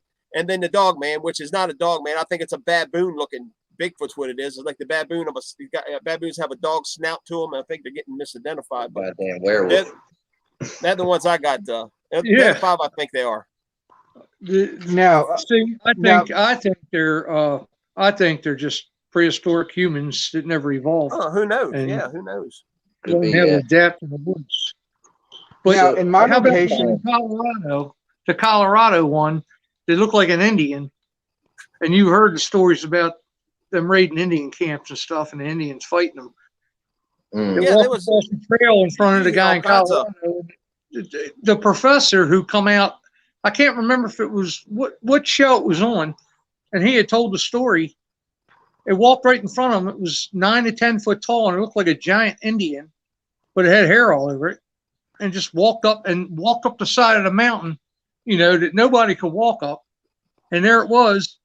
And he reported that. And some reason he took a lie detector test. Why would you do that? Buddy, I might be wrong, but is that what they call the Oma? I don't know. I don't know. You heard of the red-headed giants. They could have intermingled with them. Who knows? But there's plenty plenty better of different believe stories. when I hear stories about Bigfoot and Native American, I know who I call. The Native American that knows. Baltimore. Baltimore. Now, let me tell you something. Then something that y'all don't realize and understand is that we have the stories that they told me that, I mean, they go way back, and there's sometimes that they even like for us, we never fought at night. We just attacked in early, as soon as that light hit the horizon. Whoever's out there was ours. And we were, and the Apaches we were very, very vicious people. But there's one thing that we respected, and that was the night. And the night was basically for the Knights of the Spirits. So that, we considered Bigfoot, a spirit animal. And so we knew very well that he basically hunted at night, and that was his time. And our time was the daytime. So that's why, people come up there and they go Bigfoot hunting and stuff like that at night. And me personally, I'd rather go over there and listen to it at night. Mm. And then after more or less find out where it has been at. And then after that, then I'll go over there and I'll find out and check in if he left any other evidence behind. Mm. So, because there's no way. We have a difficult finding it during the daytime. It's very, very impossible to find it at night. Yeah. So if you go out looking for, you go out hunting for Bigfoot, I'm gonna tell you something. It's just like what was that movie?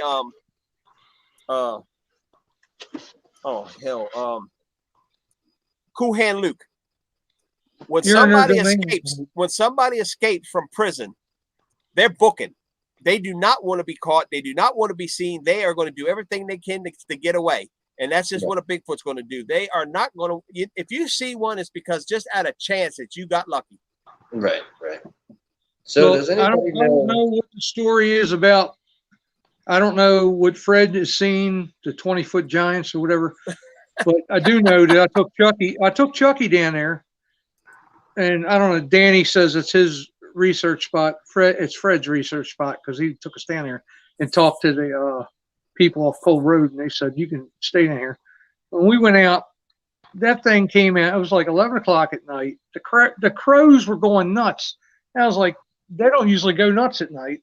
And within 5 seconds, you heard the owls hoo hoo and the whoop and the Indian chatter, and then thump thump thump, and then across behind us. I mean, we're talking 40 yards back by the stream off the road, because we were about 20 yards off the road camping. We weren't supposed to be camping there. We got permission to. Nobody camps there. And then the thud, thud, thud, thud, like 5 or 6 steps, and you could feel it, and it was done. It was chasing the deer. I know what it was doing, but I had an audio recorder in my pocket. Fred had a thermal right next to him. Chucky's shit in his drawers because he didn't know what the hell was. Thud, thud. There's no way you couldn't listen. You could go down there right now. You can't walk across that ground. I've been all over the place. You can't walk across the ground. There's rocks sticking up. There's deadfall everywhere. Well, Whatever like ran. It's like it is right here. Well, yeah. Of really? course. You can run in my backyard and leave a footprint. I can tell you, you go 10 feet into my woods, you're gone. In the summer with that mountain laurel, you are not going to be seen. Yeah. No way. Yeah. That's how shit, it it's is. like that here. I cut the shit down in the winter, and if you don't pull the roots up, that shit's all. I look like a jungle back here. I got 1.5 acres of jungle. I don't even have a yard anymore. I cut those trees down. These mimosa trees will grow 2 years, 2.5 years at the most now, because I cut them down in February. I had a garden back there and everything planted. I cut them down early. I planted the garden. Now the whole back area, that little strip in the back of my property, looks like a jungle. And these trees are 25, 30 foot tall. And I'm like, I just cut them down. Gum tree. There's a gum tree. The root, they grow off the roots. So anything, I mean, the deer bed back here, and you got people around here. I used to hunt. I don't shoot. I won't shoot and kill anything. I'm going to have to soon. You know what I'm saying? But that shit comes right up to my windows, eats the butterfly bush. They eat the clover. I leave the clover growing over on the side. They walk right up to my Florida room windows, and they'll be like 3 or 4 feet away. I could reach out and touch them almost. If I wanted to hunt, I could sit up on my roof here on the addition and shoot them 2 foot down. They walk right up every night. They come up in here, but hey, everybody I'm around here here right now. Yeah, right. Hey, let me ask you this, since you brought it up. What is the odds of there being a 20-footer Bigfoot? I wouldn't doubt anything though, Baltimore. You know what? I don't. Let me tell you something. I drove a tractor trailer. I drove tractor trailer most of my life. My whole career was driving a truck. Go stand next to a tractor trailer. That's 13 foot 6 inches.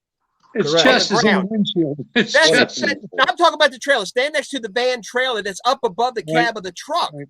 That's 13.6. And you're talking about, if you talk about a 26 footer, you're talking double that. There's no way. They would stick out like a sore thumb anywhere they went. Man, if they took one dump, you'd smell it for 20 miles. See, the thing is also too, you have to think about their anatomy. Oh, I can tell you is this. Go ahead, Jay. I can tell you this. By law of nature, it's impossible. Look at a man. Look at Wadlow. Wadlow is 8 foot tall, or 9 foot tall, the tallest man in the world. And when you are a bipedal creature, 2 legs, gravity takes effect. Show me somebody over 7 foot that can walk straight, that is not all crippled up because of gravity pushing down on them. It's scientifically not possible. Any animal that stands higher than, I would say, 10 foot is on 4 legs, because they have to have all that mass of 4 legs to hold them, to support that weight. There's no way 2-legged animal could be that tall due to gravity. Now look at their bone mass. Their bone mass, they have to have a certain type of their bones have to be so super strong in order for you to for them to support all the body weight and everything like that. Their feet have to be, I just can imagine the foot being a lot bigger in a and I looked at the movie Mighty Joe Young. So that creature wasn't I think a little under 20 foot tall, and that's what they say in the movie, and the specs how big this creature was. Let me also put this in there. How much would an animal have to consume to live? Exactly. Bingo. That is a lot of protein that thing would have to take in. You've heard the stories of people seeing them, and you're right. Fright makes you exaggerate. So these beings that are 12, 13 foot tall are probably 8 or 9 foot tall, maybe. Exactly. Yeah. Alex Munoz and what's the dude down in Alabama? They were down in Alabama. They got the thermal footage from the one. It's Paul Hayes. They got the thermal footage from the one. It was like 10 foot. Paul. What is that guy's name? Paul Hayes. No. The one that was really sick and then lost all that weight. Yeah, he's disabled, but that's not his name. Paul. Oh man, I met him up at in Ohio, and I'm trying to think. I don't think that's his last name. Oh. Anyway, the thermal footage they got, the thing was like 10 foot 6, and I mean it's legit thermal footage, and that's down in Alabama, and supposedly the big ones are up in the Northwest, up into Canada, and because there's more range, there's more game up there. The game's bigger, the elk and everything else, and it runs up into Alaska. But when you're saying something down here, we got a lot of mountain ranges on the East Coast. So, I mean, who knows how far they travel, what they do? I don't know. We don't know. That's the problem, Yeah. I was talking to my friend Jeff the other day on the phone, and I was just telling him about, what had happened or whatever. And he's like, He's like, I am. Like, I need to see proof, you know. But he's like, man, I have a hard time, like, as congested as this world is now, believing that you could not find one. And I was like, No, there's a I lot don't of think vast land in this world. I don't think you realize how much open land there is here. Like, because The that specifically concentration, was like something, 60% of the concentration is on the coastlines all the way right. around. Right. Yeah, and he was even saying when I was looking stuff up the other night, you know, after that experience, I was trying to just figure out if there had been other sightings around here. Hey, do me a favor. Y'all keep talking. It's getting ready to rain. I got to get the clothes off the line real quick. I'll be right back. All right, cool. But it was saying something. Ain't raining down here. You know, there's I think it's just one area that's like 70,000 square acres or something of this one part of South Carolina that is uninhabitable. It's just a nature preserve. Like, you can't really walk through it. It's just swamp, and like nobody goes back there. And as far as they know, no one's ever lived back there. And I'm like, you know, so that's a lot of goddamn land that something could be hiding out in. And this is just in a portion of South Carolina. You know, there's so much land out there that nobody is in. Like, they could easily just vanish off into that, you know? Exactly. We'll take. See, like down. Huh? Go ahead, Baltimore. See, like down here, they. I remember I started the B County Bigfoot research here in B County, and because I actually saw mine, and I had to go talk to the old timers. And let me tell you one thing: they had stories all the way from 1924. And then I even went as far as talk and the story. I'm part Spanish also, and then in my heritage also too that they even Bigfoot, they would call it el fantasma negro, the black ghost, and this was in the 1700s, mind you. Right. And the thing is, again, it has always been around. Yeah. And then, but the thing is, again, but the thing that made Bigfoot more hidden is because nobody wanted to talk about it. Because if you would see it, it would be a taboo. If you would talk about it, it would be a taboo. But the only time when they would talk about it is when the old men, the ladies would be inside the house. The old cowboys, the old vaqueros, used to come up there and tell stories about the encounters that they had with the creature. Right. And then when they started telling me that when I was knee high to a grasshopper, and then I didn't understand what they were saying about these certain stories about them seeing this creature and everything like that. You know, I was a small little kid. And then so as I got older and started talking about my encounters, and then they started telling me, remember all those old stories that we were talking to you about? And then, but the thing is, again, they didn't call it Fantasma Negro, and then they started calling it La Cormiona. Basically means long fang, but we also know that Bigfoot don't have any fangs. Right. But they were but this is what they called it. So that's the kind of stories that I actually grew up with. So I wonder if they were seeing something different, like maybe something did have fangs and it's some different creature. Possibly. Down here, you just man, we had stuff out here like in 1970. See, something happened in 1975 here in America. You know, the very first time that they ever seen the lizard man. And down here in B County, they started seeing something called the Big Bird, and so they actually started seeing it down here. And then so many newspaper articles started coming out about these certain creatures. Yeah, for sure. And then all of a sudden, lot of them were in Indiana and Illinois, the Thunderbirds, and that's weird. But there's a lot of land up there too. So. Yeah. So I wonder if you guys know way more about this than me. You know, I know like as much as your average person that's seen some Bigfoot TV shows and documentaries and shit, you know, and it's always fascinated me, but I don't go out looking for Bigfoot. So do you guys know anything about, you know, there's obviously if there's different types, you know anything about the one or multiple ones that would be like in my area? Because I can't find a lot on the internet about my area and Bigfoot.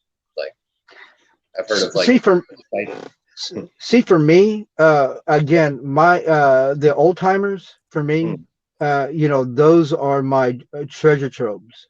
Those are my, Yep. and then I can't even tell you. I mean, it's so difficult having somebody like in their 80s and 90s come up there and tell you stories about what happened to them when they were small, when they used to hunt raccoons or go coon hunting down these certain creeks, and the experience that they would have, or even the young ladies that are now in their 80s now, when they used to pick up wild grapes and a feeling like somebody was staring at them, or hearing the certain calls there, and they would be so terrified of going out there every year gathering grapes. But here is the key, where especially if you're doing research about Bigfoot, I've always said it like this: the key is routine. So if, let's say, for example, these ladies are now in their, you know, when they were picking grapes when they're like 16, 17 years old, like that their parents could make wine. So Right. every particular Bigfoot knows that those young ladies are going to be picking up wine this certain these grapes this certain time of year, Right. and they're going to be eyeballing them, you know, and then even though that they didn't see it, but they knew that there was something around there. Right. So that's the key to everything, and that's the man routine. I come up there and I call my cattle, the cattle in that I take care of every single day at 6:30. And I had my Bigfoot encounters like at like between 6:30 and 7 o'clock, because I'm always there. And I call my cattle. I call it my cattle. But I don't. That's the cattle I take care of. I use my Bigfoot call for me to call them in. But there's times when I don't use the call, and all the cattle are just staring into the woods like if something called them. Yep. Oh wow. Yeah. That's wild. Yeah, it's crazy, isn't it? Yeah. Guys, I got to get out of here. I got some Yeah, supper calling me. I've been over for an hour and a half, and it's 10 o'clock. I've got to get up early. I've got to go to Hagerstown tomorrow. Hey, Will, keep up with me and let me know what's going on, man. If you keep getting, I'm gonna grab Chewy and we're gonna head down there for a weekend. Yeah, that's cool. Sound good. That'd be cool. Two idiots from West Virginia disappeared in the woods of South Carolina. Baby first. It's that's way different woods. Trust me. All righty. Good night, guys. All right, man. Have a good one. Yeah, good. Hey, if anybody bought them Powerballs tickets for tonight, good luck. Yeah. Like 600 million or something. I guess it's gonna be me by myself. Chewy. Don't forget me, brother. I won't forget y'all. Hell, we'll make a trip and we have a big. No, he ain't gonna forget us. He gonna be sitting on the damn beach with a big old margarita, saying, "Nah, I ain't gonna forget you dummies, but you ain't coming here." All right, y'all have a good night. All right, brother. All right. Talk to you Have a later. good one. All right, Baldy. Good talking Thank to you, you, Baldy. But you know, I guess I've come. I forgot Chewy's getting ready to have another child, so I guess I'm gonna come by myself. Oh yeah. Well, congratulations. Thank you, brother. I'll be 53 2 days. So yeah. I told myself no more after 30, and then I got my little teenager now surprise at like 32, and was like, all right, but no more. Steve's like, it don't hurt. Just get a snip. That's all right. Hold on a second. I'll be right back. I got to get something real quick before I jump off anyway. Just hold on a second. All right. Just chap.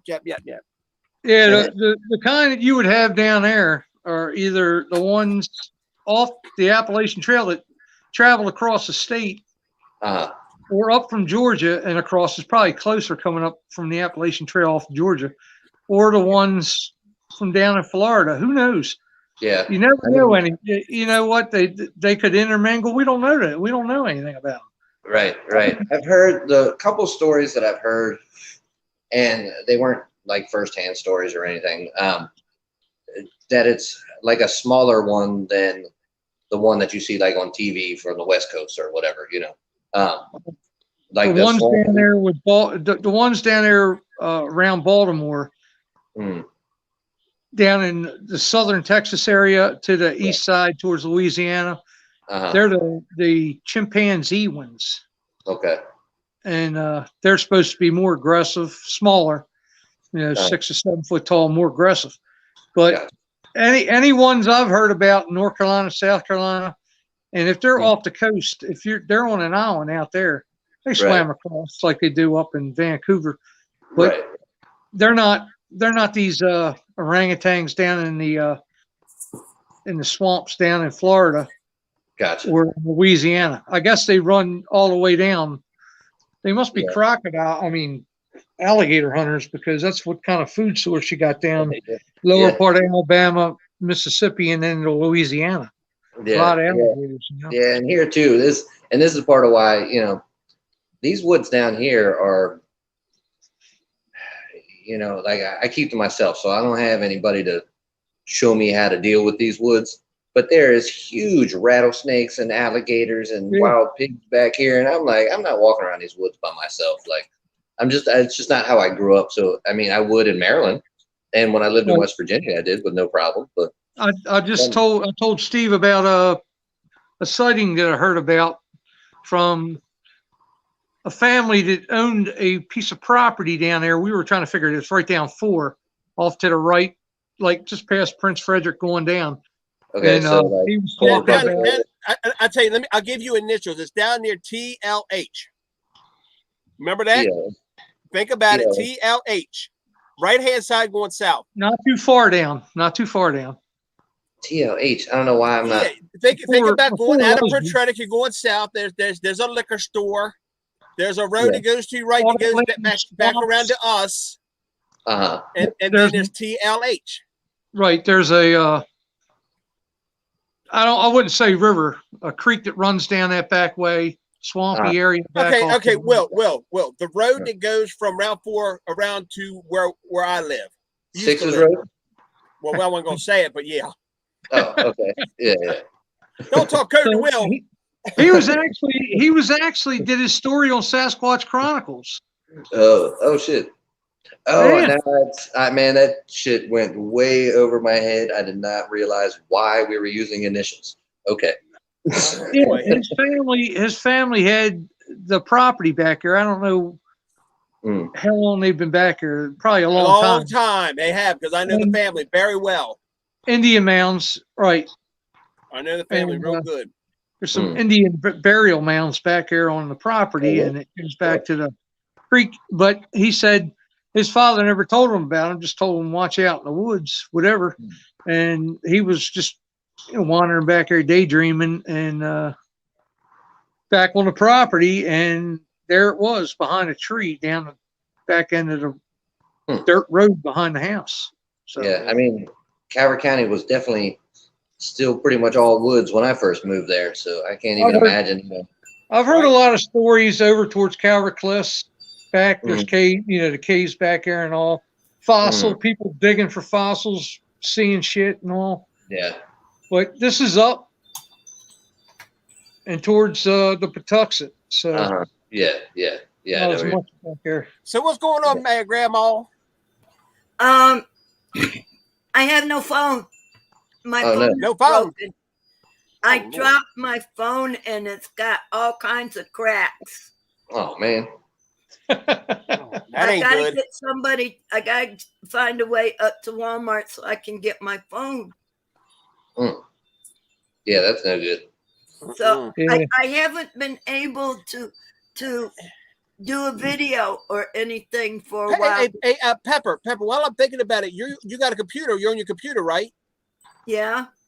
Check out Jitterbug. It's a phone that is given to senior citizens. I tried that.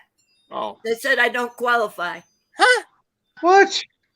How does you not qualify for that? Everybody, over a certain age, I thought qualified for it. 55 and older. Yeah. I thought so too. Oh Lord, y'all, it's gonna break loose right now. Oh, yeah. Ladies and gentlemen, all the way from the land of Down Under, it's Bomber Steve. Hey, Stevie. What's up, brother? Not a hell of a lot, buddy. Steve, are you on Facebook at all? Yes, I am. Yeah. All right. My real name is Steve Peck, Peck. Okay. See if you can. If we got mutual friends. If not, I'll try to see if I can find you. Okay. I'm actually not in Facebook jail at the moment, so it's probably a good time to connect to me. Neither is Jim. Be the I finger. know. Oh, mate, I've got a long litany of crimes on Facebook. So, Mark Zuckerberg, if you're watching, you're an asshole. Yeah, You gotta love I've been in Facebook. Facebook jail once, and this ultra liberal girl was I forget even what she was calling me, but she was calling me like all kinds of names, and all I said to her, I was like, whatever, fatty, and they kicked me off Facebook for that after she. That's bullying. I was like, ain't that a bitch? Yeah, well, I'm definitely a left-wing liberal, greeny, tree-hugging environmentalist. So I tend to say what I think in various things, and sometimes people arc back at me, and then I tell them to go forth and multiply. So Right. you know, I have my own opinions, but you know, I also understand that other people have their own other opinions, and as long as your opinions don't impinge on my lifestyle, well, that's fine. Exactly. And now when I say super liberal, I don't, I think it may not be the right term, because there's parts of me that are very liberal, and then there's parts that are very conservative. It just kind of depends on the topic. Hey, Steve, I'm gonna break a whole lot of YouTube laws right now. How you like my AR? Yeah, well, yeah, I'm not a big fan of ARs in the hands of people that aren't in the military, but that's not my country, so that's just where I stand. So, I'm in the military. I'm in the middle of a war with coyotes. Yeah, okay, yeah. Well, you know me. I relocate venomous snakes. I'm also on the side of coyotes and wolves. They're apex predators. They're there for a reason. My philosophy is you're having a. I know. It's about control and that, and it's not my country, so I can't tell you how to run it. But I think bear hunting and that is incredibly sad and not something that I support. But that's my opinion. Steve, are you having a good snake day? It's just starting to warm up. So I had my first call out on the weekend, but he was down in a hole and no chance of getting him. So we're just playing the wait and see game with that one. But yeah, it's starting to arc up a little bit around here. I'm probably not going to do too much snake relocation. There's 2 full-timers in my town now, so they're going to take care of most of it, which is fine because I've got a lot of work on the homestead to do and more string lines to trip over. Well, then I take it you're having a pretty good predator day. Yeah. As I said, I'm always on the side of the natural ecosystem and making sure things are in balance, and predators are there as part of the balance. Yeah. I agree with you. I agree with you on that. But farmers also have to protect your income and your way of life, and understand. And it's the tricky part is getting the balance from that as well. Yeah. But I tell you, I got to look at it this way. I would rather shoot that animal and be done and quick with it than put poison out and have it take it to some other animal. And a lot of people that do that, and a lot of people, and I can't stand that. I can't stand that. 100% behind you on that one, mate. Yeah. I won't even poison rats. I just will not do it. A cat will get it. An owl will get it. Anything will get it. Yeah, exactly. I can't we have a lot of issues with secondary poisoning of our wedge-tailed eagles and owls and things as well. So yeah, it's a big issue. Right, owls get them. Yep. And I won't shoot predators certain time of the year. If it's spring and I know they got young, I know what they're doing. I don't mess with them. I just kind of do my best to keep them at bay. And when I build my new fence around here, I'm going to have it electrified. So that will hopefully, and I'm getting a guardian dog, so that will hopefully keep them at bay. What kind of dog are you getting? Whatever I can that's big and will scare off a coyote. Yep. Well, like I said, it's about protecting your income, protecting your farm, but also understanding there is a balance. And the ones that get me are the ones that go, all these bloody deer, and they're ruined. They're coming in and ruining my farm. There's deer everywhere. Well, I'm thinking, well, hang on a minute. You've taken away all the coyotes and wolves in the areas. What you bloody well expect was going to happen? What do you think is going to happen at that point? Right. Yeah. So, but every time we screw around with the ecosystem, and then we whinge and bitch about the flow-on effect. Every time you take something out of the food web, there is a flow-on effect. Right. Now I will say I hunt deer, I hunt bear, I hunt, but whatever I hunt, I don't kill a young of. I kill the most mature thing I can find. I'm not a trophy hunter, but that is a big part of our eating. That whatever, because we don't make a lot of money. We're on government, so we use that meat. But if you don't do it responsibly, so that they can keep producing and keep things going, then that's where people going to here shooting these baby deer, and that ain't go. I can't stand that. No. Shoot the mature ones.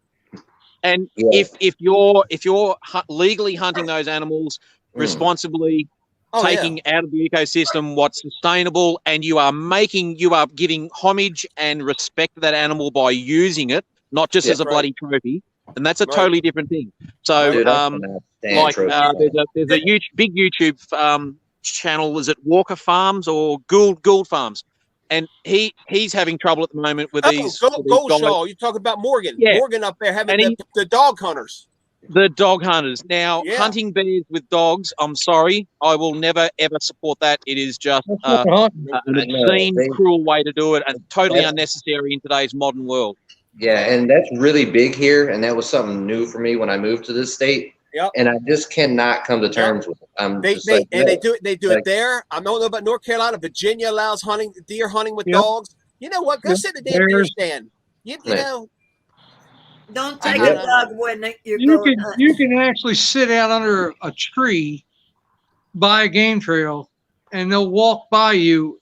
Sure. And it's instinct. If they think you're not going to shoot, I swear to you not. I used to go hunting all the time. I won't shoot nothing. And I used to go out in the woods and hunt, and people would get pissed off. All my friends in the neighborhood, they would get pissed off because I wouldn't shoot nothing, and stuff would come right by me. They'd be whistling. It'd be dark out here, whistling, yelling. But you're you're a responsible hunter. You only want to take out what you're going to use. If it's walking past you and you don't need it, why kill it? Right. Exactly. Exactly, dude. I cannot stand trophy hunting and shit. There's a feral hog problem in Oklahoma. Yep. They got to catch. They're catching these feral hogs. I saw a video from the other night. There was one humongous bull, or what? The male. The male, and 6 female. Damn. Yeah. He's having a field day. They were together. They were together. So he would have been together with them. they got a trap. They got a trap up for them. Right. Because they keep coming through. And what this guy does is he traps them and he moves them to a place where hunting for them is allowed. Yeah, they tear up all the crops and everything. Oh yeah. You've got a key word there. You've got a key word there. That's a difference, though.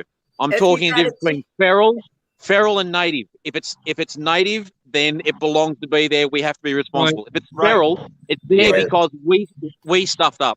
Feral animals, shoot as many as you can, cull them, hit them hard, get rid of them. We've got massive problems over here in Australia with feral pigs, horses, cows, goats, dogs, cats. All sorts of stuff. My opinion on there: go out and hunt them every opportunity you've got. Go for your life. If you got a child in your yard and there's feral hogs out, that child can't go out. Yeah. We should not have an issue in this country with as many wild hogs as we have. Shouldn't be nobody. They're not even native to here. That's the problem. And like here, you can hunt them all year long with no license. They're considered a nuisance, but they're not from here, and they've been introduced or came here from wherever the hell they came from, and they're not naturally from here. And but most of the people that I do know that will go hog hunting, there's a lot of poverty in South Carolina, and so they'll go out and kill them and then donate the food to people.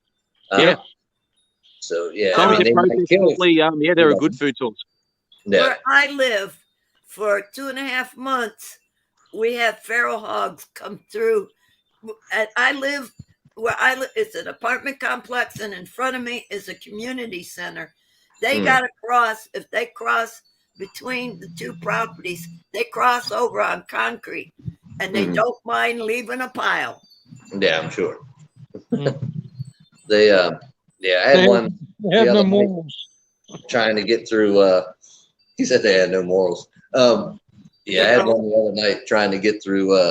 I guess it got stuck on my fence or something. I don't know what it was doing, but it was back there squealing, like in the corner of where my fence is.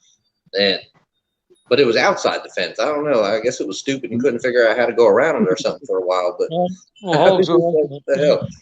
Yeah, you can use everything on a deer. Yeah. Everything. Oh, yeah, for sure. Hello, we're dropping off like flies. Their pelt makes nice clothes. Mr. Freeze is back. Dude, you've got to do something about that bloody internet. But did you say jitterbug? Yeah. Okay. Yeah, it's called Jitterbug. It's for senior citizens. I saw it in the AARP magazine today. I'm getting old. You are not. But, Shaky, your internet there is as bad as consistent as a dude with a prostate problem. Just go. Our internet is carrier pigeons. I had called a few. I called a few of these places that say that they've got that phones for disabled senior citizens and low-income families. They all said I didn't qualify. Huh. And I don't know how I don't qualify. I qualify for all three of them. Right. Oh, well. Anyway, I'm going to say thank you for letting me come up and let you know. Steve, I'm going to tell you something. I'm sorry. Go ahead, Pepper. And letting me tell you all about why I haven't been able to make any videos. I keep making excuses, but my phone is not working. I got to get somebody to take me up, or I just go out on my wheelchair. I got to get a phone. Well, I hope somebody helps you. Jackie just said Walgreens carries them also, I think.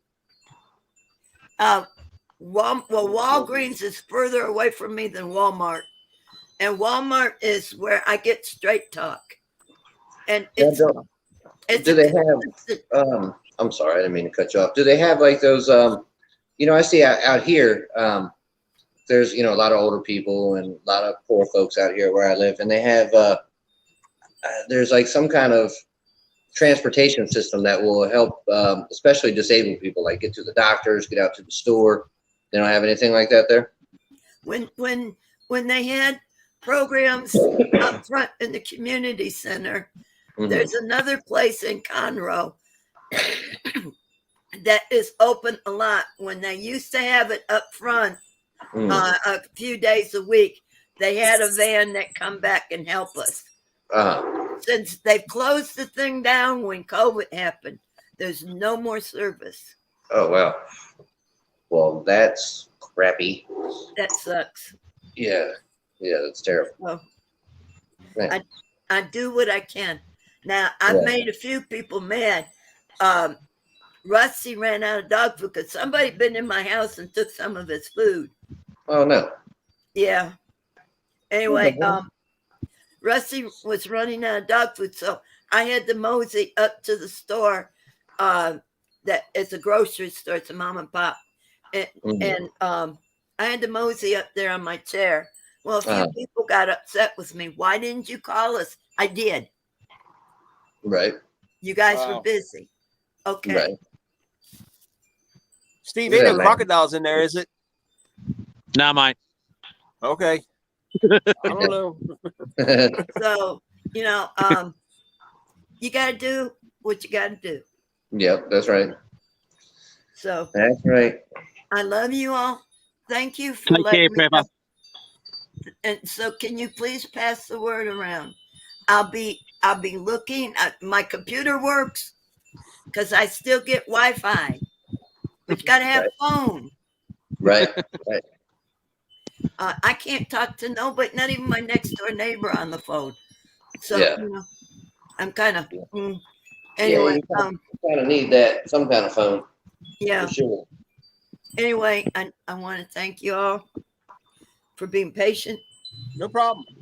I love you all. No problem at all. I'll still come in the chat if I'm invited. You're my grandson, for crying out loud. Watch it, Will. I don't know. I don't post the link much anymore because I every time I post the link, I was having people just pop in that I didn't never even heard of, and they were popping in down the bottom, and I was like, who is?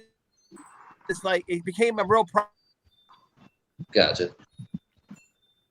Someone really asked or something. I just don't mess with. I love you, Jackie. Thank you. I'm gonna make like a banana and split. Oh, geez. Make like a shepherd and get the flock out of here. Yeah. Make like a tree and leave. That's right. Oh man, it's beautiful down there, dude. Yeah, it's nice. Australia's a beautiful country. It's just a little reservoir we've got just near the town, and there's main roads all the way around it. But yeah, it's a little water catchment. There's a lot of native bird life sort of comes down here, and there's picnic area, and it's a great spot to come down and throw a rug on the ground and eat some KFC or something. Right. Steve, you know what I like a lot about you, because you're a lot like me. Not everybody agrees on everything, and people from two different countries will have two different views because of two different cultures or whatever. And even though they disagree on something small, instead of being nasty towards each other and just not talking, once they talk to each other, they find out they got more in common about things than the things they don't have in common. Exactly right. I mean, there's some beliefs and attitudes that, I won't tolerate, and I don't want to spend time with people like that. That's fine. Exactly. I don't go after them, unless they come at me, I'll leave be. But generally, my opinion is,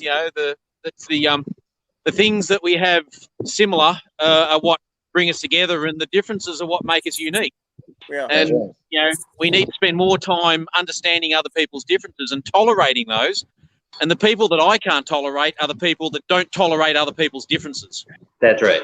That drives me crazy. And I almost feel hypocritical because I try to be accepting of everyone, but there's some people that I just can't. I'm just like, no, it can't just be one. How are you accepting to somebody that's not accepting of you? You know what I mean? It's got to be a two-lane road there. You can't be a one-lane road head on. That's right. Yeah.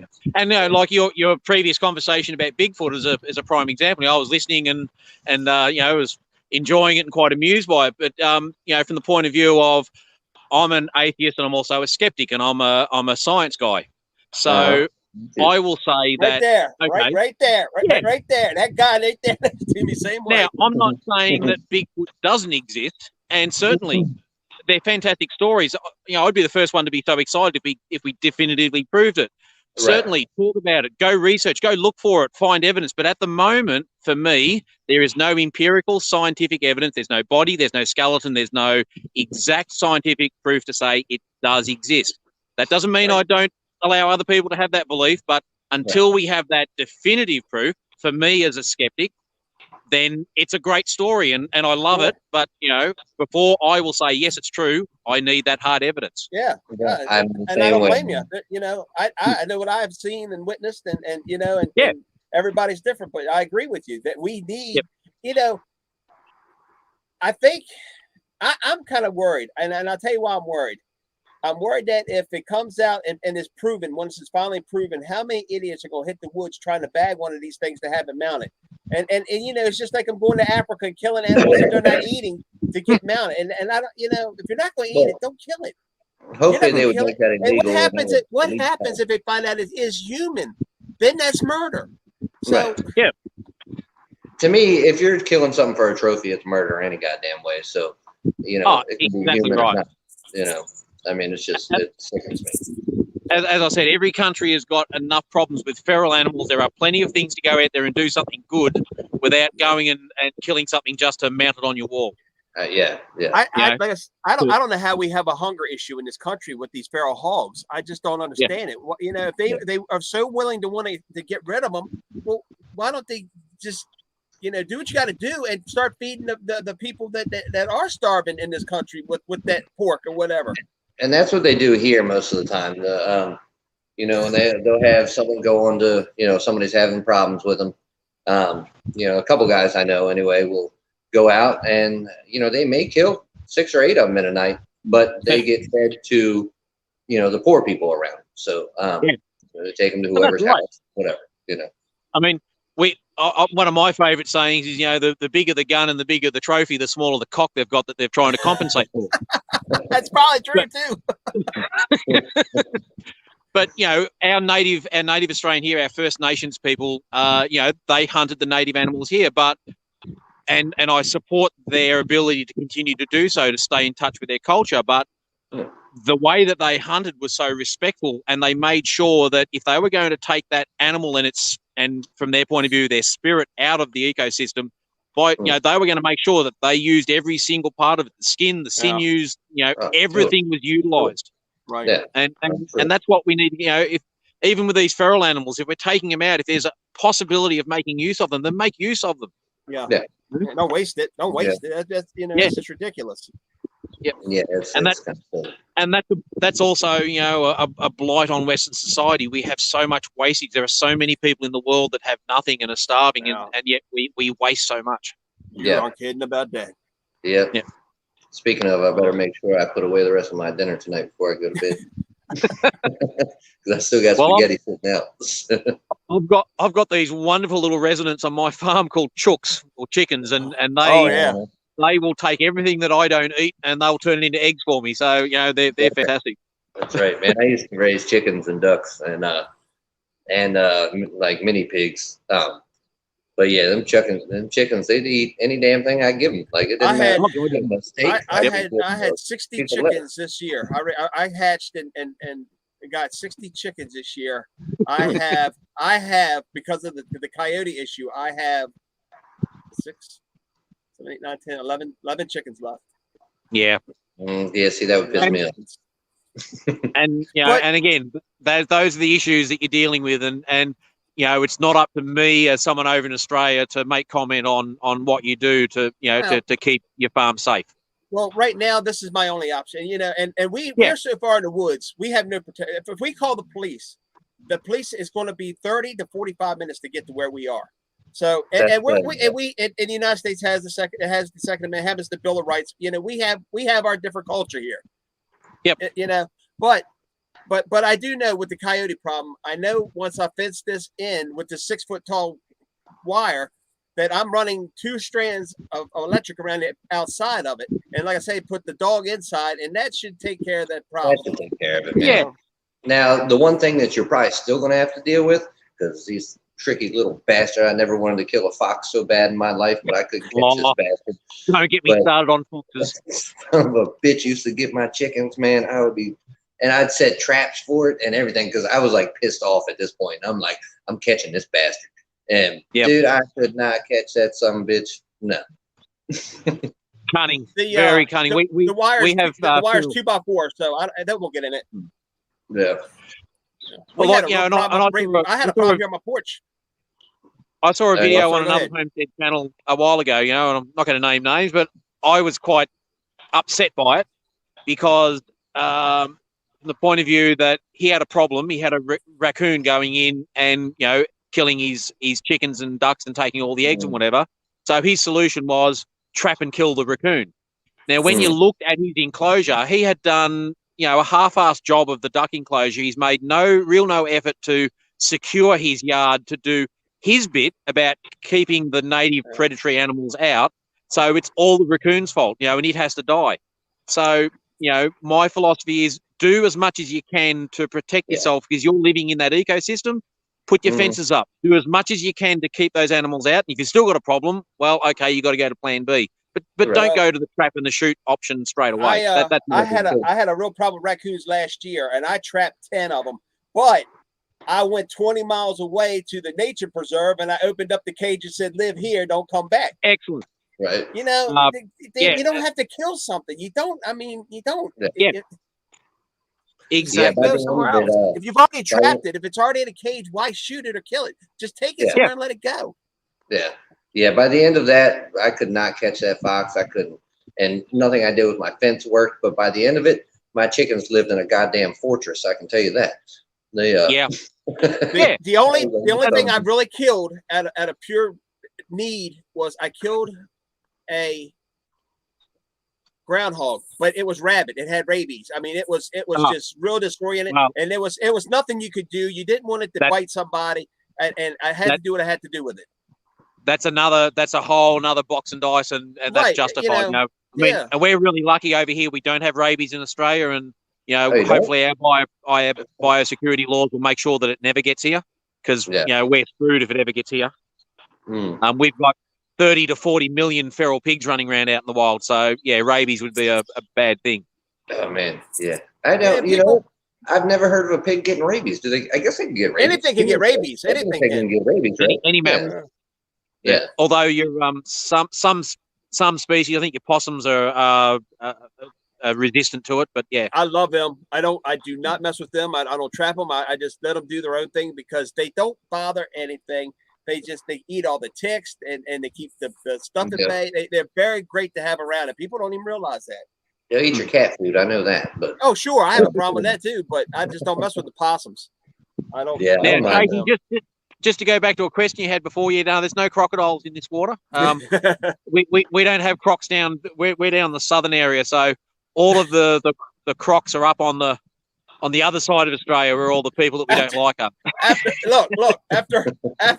After watching all these movies from Australia, us Yank wankers up here think every bit of water in Australia has a crocodile in it. They're around every damn corner, as far as I'm concerned. The biggest problem you got around this reservoir is the eastern brown snakes that come out and sunbake on the footpath. Yeah. And that's another thing I don't mess with either. I just don't mess with, like that rattlesnake. Someone's like, why'd you kill it? Why'd you kill it? What was it doing to be killed for? It was crossing the road, going down in the woods to live its life. It wasn't near anybody. It wasn't coming after it. Why'd you kill it? I did kill a rattlesnake one time, and I wouldn't have bothered it had it been not doing what it was doing. But so we got really big rattlesnakes here, and I'm scared to death of snakes, but I don't mess with them. Like, my ex-wife would make me help her catch the copperheads in the yard so we could take them to the nature preserve or whatever. And I'd be like, God damn it, I'm scared of snakes, but I'd help her. This rattlesnake, I lived in this house not too far from where I live now. And, just one story, like cabin. My patio was, just concrete patio that was covered. And you come out my front door and you kind of went diagonal to the gate in my fence. And my daughter and her little friend were over there, and they ran out the door. And I mean, that snake must have been right there. And maybe that's what got it stirred up, because they ran out, and then my girlfriend walked out the door, and I walked out right behind her. And all of a sudden she freaks out. She's like, run, run, run. And I'm like, oh my God, I don't know what the hell's going on, but I'm running back in the house. And so I run inside, and I'm hearing this noise, and I'm like, what the fuck? I know what that sound is. So I look outside, and I'm like, God, there's a big ass rattlesnake, man. And it was right next to my patio. Like, it was about to come on the patio. And I was like, oh man. Then I'm like, shoo, or whatever. And it just pulled up and, act like it was wanted to bite me. And I was like, all right, that's it. You're next to my front door. You're out of here. And so I killed that one. But other than that, look, if that's in a position where it's threatening your lives or whatever, it's a risk. And you have no other option. If you don't have a relocator, someone nearby, then what options have you got? That's a totally different scenario to your rattlesnake roundup, where they go and catch thousands of them and slaughter them for commercial gain. And I hate that. I hate that. Yeah, that's ridiculous. And I almost cried actually later that night, because I felt so bad, because I was in a panic and I should have shot it in the head, because I could have ate it. But no. He got hit with 3 rounds of buckshot right in the middle of him and blown in half. So, and look, in future reference, if you ever have to do that again, once it's disabled, the most humane thing you can do is actually crush the head, because snake physiology is different. That head can actually live for up to a couple of hours, even from a severed body. Their nervous system and that is different. So, our instructions as snake relocators is, and I have to euthanize a few snakes every season, and every time I do, I sit and cry my heart out for about 5 minutes. But we have to immobilize them and then crush their head because it had to be fast and instant. So, yeah. So that's something that I didn't know, and that's why I was scared. I wouldn't even. Eventually grabbed a shovel and threw it back in the woods, but it kept moving. But I'm like, there's no way this thing's alive. I always thought it was like they're nervous. Rattlesnake, the poison glands are inside of its mouth. So even though it's severed head, that head gets a hold of you, bites you. You're getting it. You're getting that dose of poison. Oh yeah. I knew that, and I mean, this thing was probably, look at this, 6 feet long, and man, wait a minute. Where'd he go? Where'd he go? There he is. You see that thing flying up there? That's one of them European hornets. I think it's as big as my thumb. Dude, I'm gonna hang on. Let's see what's going on. Everything's frozen on my side. Big dang on hornet. Oh, there we go. That's working. Yeah. What was it? I didn't see it. I'm sorry. One is European hornets, about the size of my thumb. Yeah. We get European wasps over here. I don't know if they're the same thing, but they're a pain in the ass. There you go. All right, now you go about your business. We won't have no problems. There's 2 of them up there. Oh, I hope they're not trying to make a nest. They're coming to get you, mate. I hope not. So, I got stuck on one last year. Yeah, you're having a go at all the dangerous animals here, and you've got bloody wasps just coming in your house and attacking you. Pretty much. That's no good. Oh man.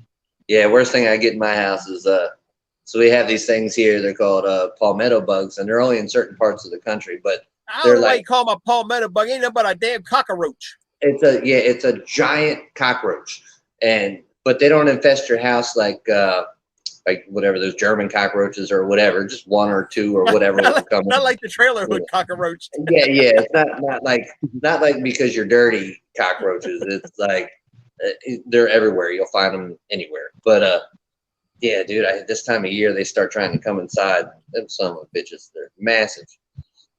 And it is beautiful. Any fish in there? Yeah, this is actually stocked by our Department of Wildlife, so they actually add trout in here every year for the kids to come and fish. Oh, cool. Trout are not native, but they're supported these sort of closed waterways. I'm just trying to spot. There's some of my favourite insects. There's some dragonflies flying around. I just love those guys. Oh, I love dragonflies. They're like fighter planes. Huh. But yeah, we get a few fish. Lots of people come down here fishing and bring the kids down. It's great. It's cool. Do you fish in there? I haven't for quite a while. I haven't done any fishing for a couple of years, but something I'm going to get back into. And that's silly. I moved to like the fishing paradise. Like I live on this island, and we have fresh water, brackish water, and the ocean right here. And I'm surrounded by it. And I have not fished. I've lived here for years and have not gone fishing at all. Yeah. Like my fishing poles are right next to my door. Like I'm ready to pick them up and use them at any time. But yeah, it comes down to time and motivation sometimes, doesn't it? Yeah. Well, you ain't never been wrapped too tight, so it's all right. Well, you know how it is. And then I bitch about being broke sometimes. I'm like, we got the longest deer season in the country. We got fish all around me. Like, I'm like, I guess I don't really have to buy my food. That would be helpful. But just to back up the fact that we do have fish, I just saw a head pop up before. It was a cormorant, or what we call a shag. He's out there. Okay. So they go diving down and catch fish. So like a bird, like a loon. Like a loon or something, kind of like a. They've got like a long neck and a sort of a long beak, and we call them a cormorant, kingfisher or something like that, a loon or kingfisher or something. I guess what we call them over here. Yeah, there's a couple of different kinds. So yeah. Up north of me, they're actually called a gannet, and I remember when I was a school teacher, I went on a school camp and I was taking the canoeing activity. So I was canoeing like 20 k's a day, and it was back in my younger days when I could eat a lot more, right. And I was coming into the mess hall, with the kids eating, and I was just eating that much because I was that hungry from the day. And the chef was an old shearers cook. He used to cook for shearers out on the sheep stations, and one night I went back for thirds, and he looked at me. He said, gee, bloody hell, Steve. He said, I have never seen anyone that can eat like you. He said, the only thing I've ever seen come close is a bloody local gannet, which is a bird that eats fish constantly. So from the rest of the time of that camp, that was my nickname. And Right. I wasn't Steve, I was Gannet. That reminds me of the pelican. That old pelican fill up that crawl with fish and crabs and everything. We got lots of pelicans here. I mean, like, Oh, yeah. They're really cool. Yeah, when we first moved here, the funny one was the next morning we were sitting there eating breakfast, and that night I'd snuck into the freezer and grabbed some leftovers because I was still hungry for a midnight snack. And I thought, oh, he won't notice. Anyway, he got up and he's cooking breakfast, and from the back freezer I hear this yell, "Bloody Gannet, you've been in me food again!" he knew what I took. That's funny. Oh, man. Yeah, we get pelicans down here. I love them. Yeah, guys, I hate to be the ass, but I got to get off here. It's almost 11 here, and like I said, I got to get up early tomorrow morning with Jackie. She's going to bed now, so yeah, cool. I don't want to keep her up. No, all good, mate. Yeah. Happy life, happy life. You got to do the right thing, mate. But Steve, you're my brother. I love you to death, man. You're always welcome. I enjoy talking to you every time you come on. Yeah. Same deal, dude. I have a lot of respect for you, and I got a lot of respect for your beliefs. I really do. Trust me. Yeah, well, yes, and, try not to be political. I don't support what's going on in Melbourne, and the police are doing as best they can for a bunch of fucking sooks. So there you go. They're lucky I'm not premier. I would have had the fucking water cannons on them. Oh boy. Oh, are you talking about all that protesting or whatever? I don't even know what's going on. I don't watch the news. There's a bunch of construction union or something is protesting against the vaccine mandate, I guess. Yeah. But like Steve said, that's his country over there. That's that's his right to protest, and that's theirs. I don't have any right to say anything. Yeah. No, I'm definitely not supporting those guys. They need to just keep knuckling down and let us all get through this and get on the other side. All they're doing is making it longer and harder. Yeah. None of us are happy. None of us like it, but we just got to do what we got to do and look after each other. And protesting in the streets and assaulting police and all that bullshit's not helping. So, anyway, that's my opinion. I got the jab. My wife got the jab. My son got the jab, and it is what it is. Exactly. I've got one more person to get vaccinated, and then my whole family's safe. And after that, I don't give a fuck. But I'm the kind of person. I'm also the same person who says to each their own. You know what I mean? Oh, exactly right. But hey, if you don't want to take it, that's fine. But then also, don't sook when you get it, and don't expect an ICU bed. If you're going to reject the science, don't expect the science to save you. Fuck off home and live or die by your own choice. That's pretty straightforward there. That's an Aussie take on it, mate. Straightforward. Man, I don't know. I think Will's got a man crush now.